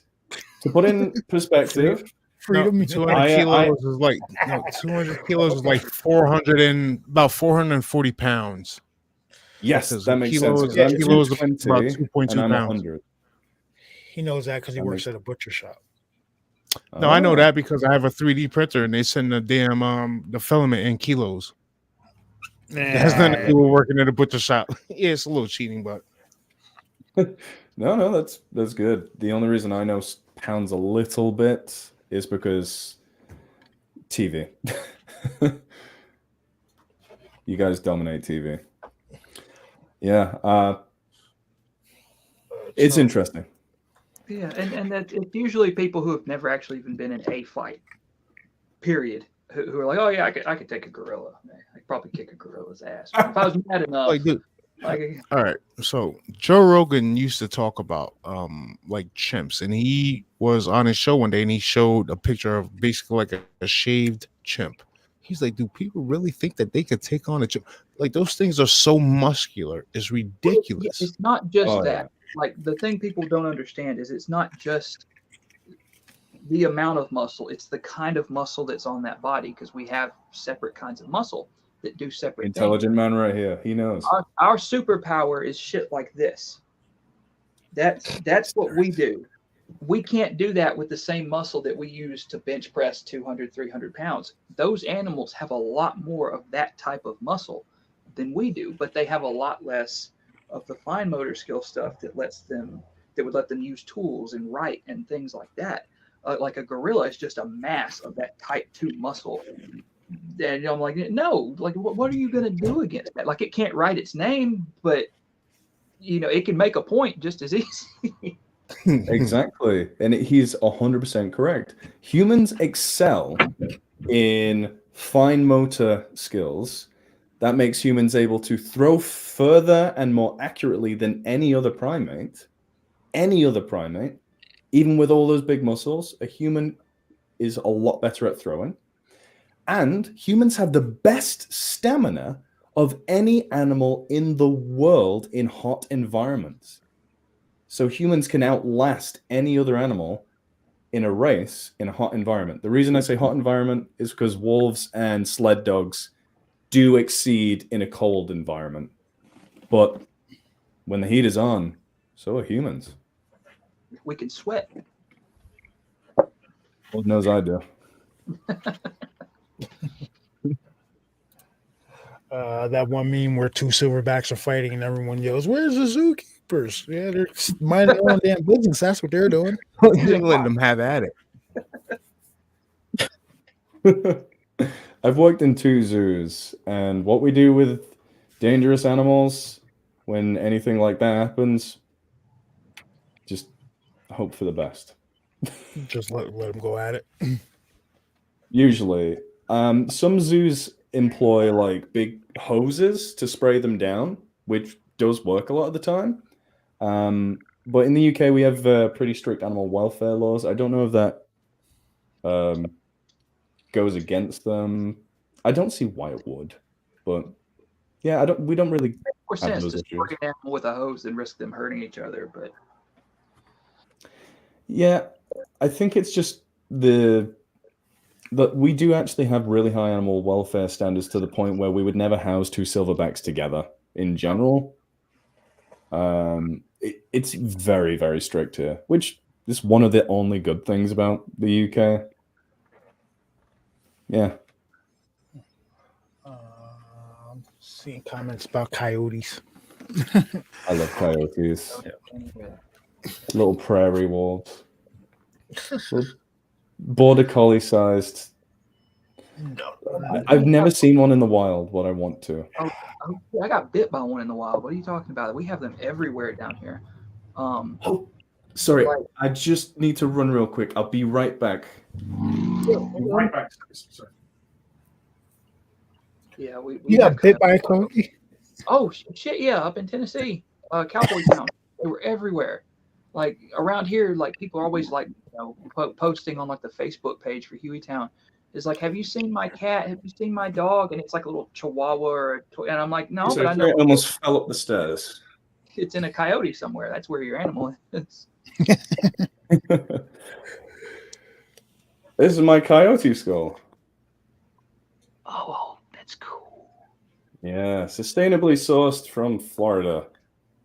Yeah, we have coyotes down here, that's for sure. I love it. It's my best skull. I wanted the wolf one, but that was $400. Yeah.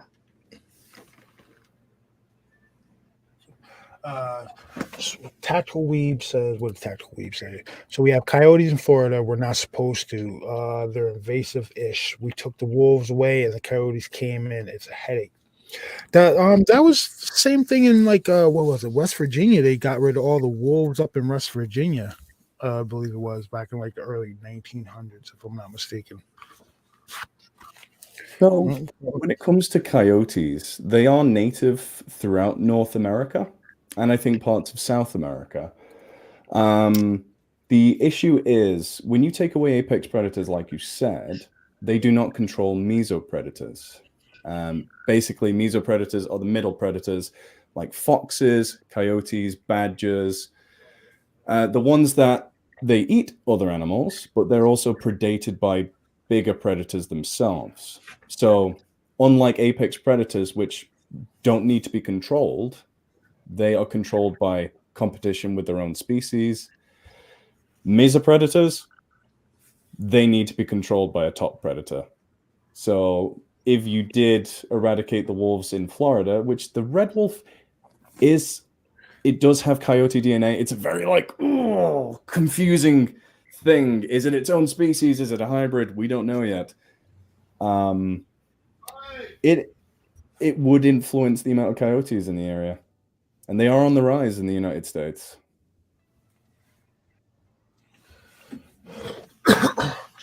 I can ramble about nature, so I do apologize. No, it's quite all right, man. I can give an entire lecture on how wolves are the best apex predator ever, but I wouldn't, unless you want to. I used to scare the hell out of my friends when we were younger because me and my brother had a husky, and he looked like a full-blood wolf. Like, we would tell people we had a wolf that lived in our house, and when they would walk past our window, the light would hit him just right, and his eyes would light up red, and they would freak the hell out all the time. Oh, you're talking about Harry. Yes. Well, I have one of my buddies in 3 Tennessee, huskies. Great Dane, years ago, and he kept telling me, he's like, no, I have a Great, and it's big for a Great Dane. Like, whatever, everybody says that. It's the first time I ever went over to his house, like, we're walking in his front door, and the dogs stay out back, but they heard us walking in the door. So I'm holding the door open, and his brother was behind me, coming in behind me, and I felt something go, and I thought his brother put his hand on my back, and I turn and go, and I'm looking. Oh, God! That's a huge bitch. It's funny. I love right now. I have 4 animals in my house. I have a full-blood German Shepherd, a pit bull, and 2 cats. Beautiful. Yeah. I've got three dogs. One is Yuki, my husky. Her daughter Stark, who's a German Shepherd Husky mix, and then her son, who is 3/4 Husky, 1/4 German Shepherd. I've also got a cat, a bunch of fish. I've got a frog over there, and then a bunch more frogs downstairs. I have 2 turtles in the pond, a giant African land snail, and a bunch of beetles, cockroaches, and crickets. Damn. I have my cat and the squirrels that live in the.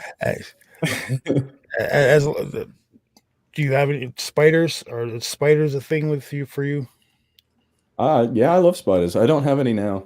I had a tarantula once, and my mum wouldn't let me keep it, so I gave it to the college I was going to. No. Well, if you're into spiders, there's a new movie coming out called Sting. You might want to check out. It's actually I've seen the trailer. I'll definitely watch that. Oh my God! What happened? Aren't they remaking Arachnophobia too? I believe they are. Yeah, yes, they are remaking Arachnophobia. Why? Premise of Arachnophobia, it makes no sense. Josh, you know why? Because Hollywood is out of original ideas. Oh yeah, they haven't done. They've been on that for a long time. Like I try to tell people, they've been doing that longer than people expect. Like Flubber, everybody knows Flubber with Robin Williams. Yep. Remake. That was a remake Yep. from a movie called The Absent-Minded Scientist, which was an adaptation from a book that was from earlier on. Like they've been doing that forever. Well, they are also remaking Popeye the Sailor. I wish they wouldn't, man. Robin Williams. And I think The Rock is supposed to be playing Popeye. What? Yeah. Come on. It's not live action, is it? Is it just like? Yeah, it's like live action. Like live action, What? like special effects, stuff like that. But I'm pretty Just sure like The Rock. Popeye impression. Now, Speaking now, we say how Hollywood sometimes they keep taking these ideas and it's remaking everything like that. Now, there are some instances where Hollywood will take something and they make it good. The movie They Live. You guys have seen that movie, right? Yeah, that was a good I movie. brought it back around. Did you know that the movie They Live was actually based on a short story from like 1963, 1964 called 8 o'clock in the morning? And in that story, the aliens are really reptilian human beings. Like it's a whole thing. But the initial story, the way John Carpenter took it, it went off the chain. But that, yeah, Hollywood took that and took a little. I think it was maybe a 3 or 4 page short story and made a whole movie out of it. So if you ever get an opportunity, look up 8 o'clock in the short story 8 o'clock in the morning. It's a really good read. I think some things do turn out pretty good. Anything Stephen King, basically, like I can't read Stephen King to save my life. He just there's so much more book there than there needs to be. But when you Hmm. whittle it down into like a movie or a series, like Storm of the Century, great series, man. Oh, I Um, Hmm. remember the first time watching that. That was awesome. yeah, it was really good. I love that one. Or like sometimes that they'll be like, hey, maybe this didn't need to be part of the story, like the infamous sewer child orgy in It. Oh yeah. Yeah, maybe that was better to leave out, especially because he was He was high under as shit, wasn't a it? lot of drugs and stuff like that. Um, So, Comrade Commissar Yuri, they better not be remaking They Live. They better not remake They Live. They better not remake Big Trouble in Little China.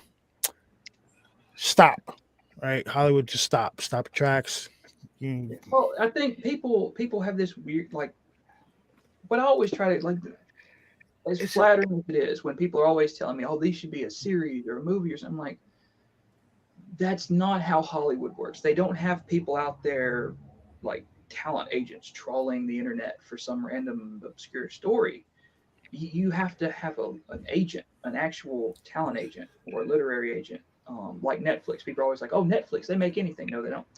Um, you have to have an agent, but more so, you have to have an agent that has a working relationship with Netflix, or they won't talk to them. So those agents, knowing the position of power they have, charge ridiculous fees, whether or not you get optioned for anything or not. It's just to be on retainer as their agent costs a lot of money, and that's how you do that. That's how, or you have to be in proximity to it, like Liam Vickers and Murder Drones. He's over there in California. He rubs elbows with a lot of animation people, and he's in the animation industry, and that's how you get stuff. No. Hey, Lizzie Pop with like Has Been Hotel and Hell of a Boss, she's over there and she's in that, and she has those connections. I'm in the middle of nowhere, Alabama. I know none of those people. Um, getting on Scott's channel, man, was like the big leagues for me. It's like, yeah, made it. So I was like, it's a completely different thing. It's both who you know and who you pay to know people for you, more so than whatever material you actually have. But like to reference High Guardian, Spice, and Velma, the fact that they exist really proves that.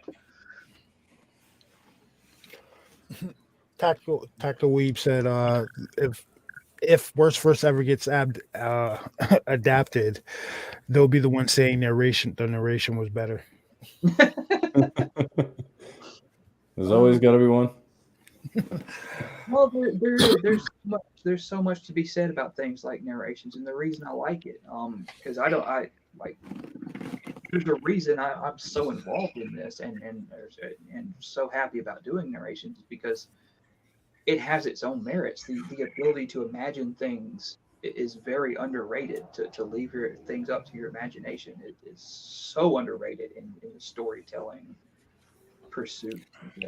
I think people don't account for that. Camaraderie. Well, I'm just gonna say Yuri. Yuri says, "I think Josh's writing and Scott's narration is the best iteration we could get." I completely agree. I completely agree. Um, Yes. it's just because yes, I'm not blowing smoke. I'm telling the truth. when I sit here and listen to the worst verse, right? Because like me myself, I have 5 kids, married, 4 animals. I work 7 days a week. You know what I mean. So I really don't have a lot of time to just be for myself. So what I find that when I can actually sit and put my earbuds in or something like that and just listen to the worst verse, it's actually like it's almost therapeutic. It does that is that sounding a little weird to you guys? I don't know. No, It's no, just like everyone has their like it's stuff. just like Yeah. it's like all right, I got all this stuff going, but oh, there's a new upload to worst verse. All right, I can go turn my brain off for like an hour or so and just dive into these stories and try to figure out what's going on over here, and you know what I mean. And I think that I think that's what it is for a lot of people, just with these stories and just in general, Scott, with your narrations of some of these stories. You know what I mean.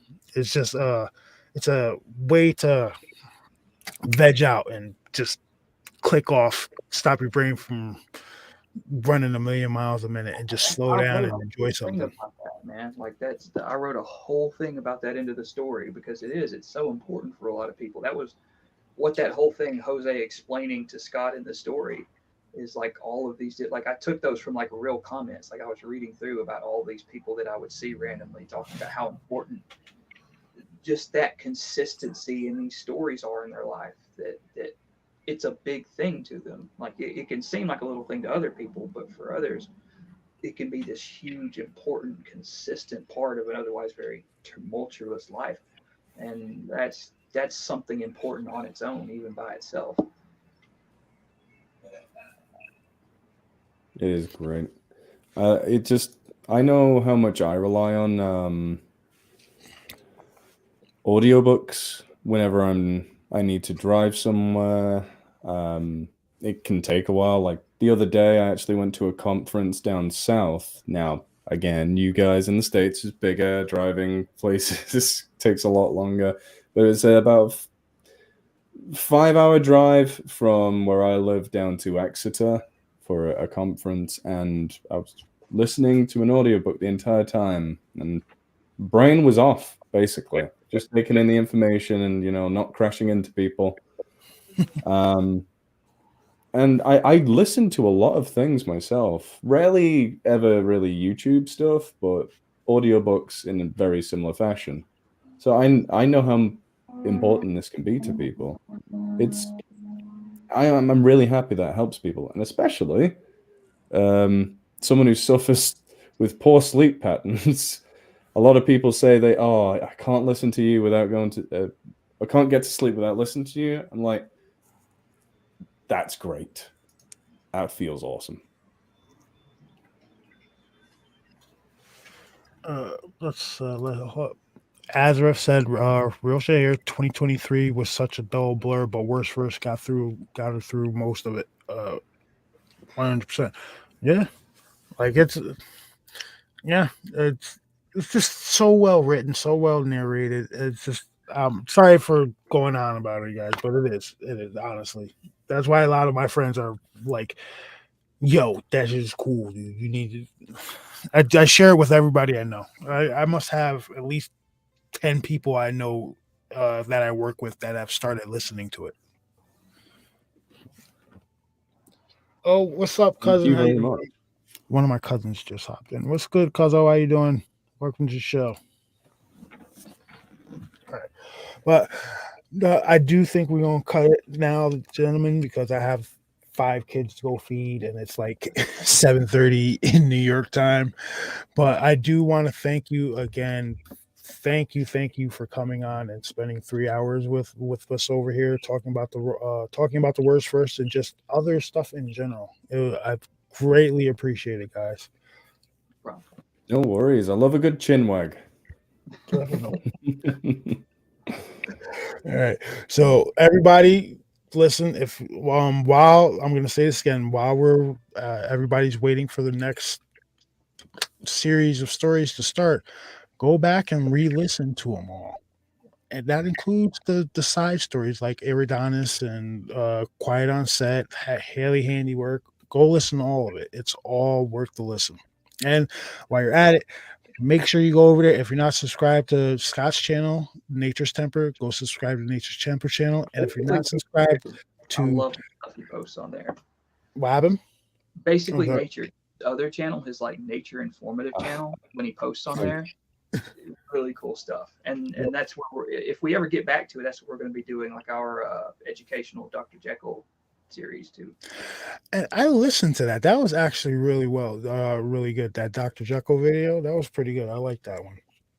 But yeah, and then make sure you go over to Josh's channel and subscribe, because Josh has the playlists over there, the chronological order and the listen order and all of the side stories.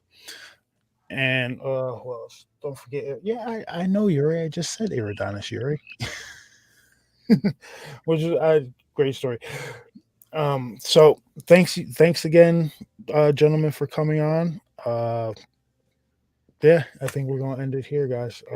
And we're looking forward to the rest of the worst verse. Maybe somewhere down the line we can get all get back on and hop on for a part 3 to this stuff, because I enjoyed it. Sorry for geeking out so much. No problem. No problem. No worries. Same here. I geek out a lot. All right, so if you guys just hold on for a minute, I'm going to play our outro and then I'll take us out. All right, so remember, everybody, go over and subscribe to Nature's Temper's channel. Go over there and subscribe to Josh Wagner's channel, and join the Discord, join the Reddit. Nature's Temper has a Reddit. What's the name of your Reddit? I am subscribed to it. I just can't remember it off the top of my head right now. It's just r/NaturesTemper. Okay. And r/worstverse. If you're on Reddit, go over there and follow. Yeah, it's follow on Reddit, right? Yeah, follow follow those pages on Reddit. And we'll see you guys on the next one. So thanks. I want to say again, thank you guys for joining us on the show tonight. It's greatly appreciated. No problem. Always. Thank you very much, gentlemen. All right. So we'll see. I'm gonna head us out. All right, guys, take it easy. I'm gonna play the outro now.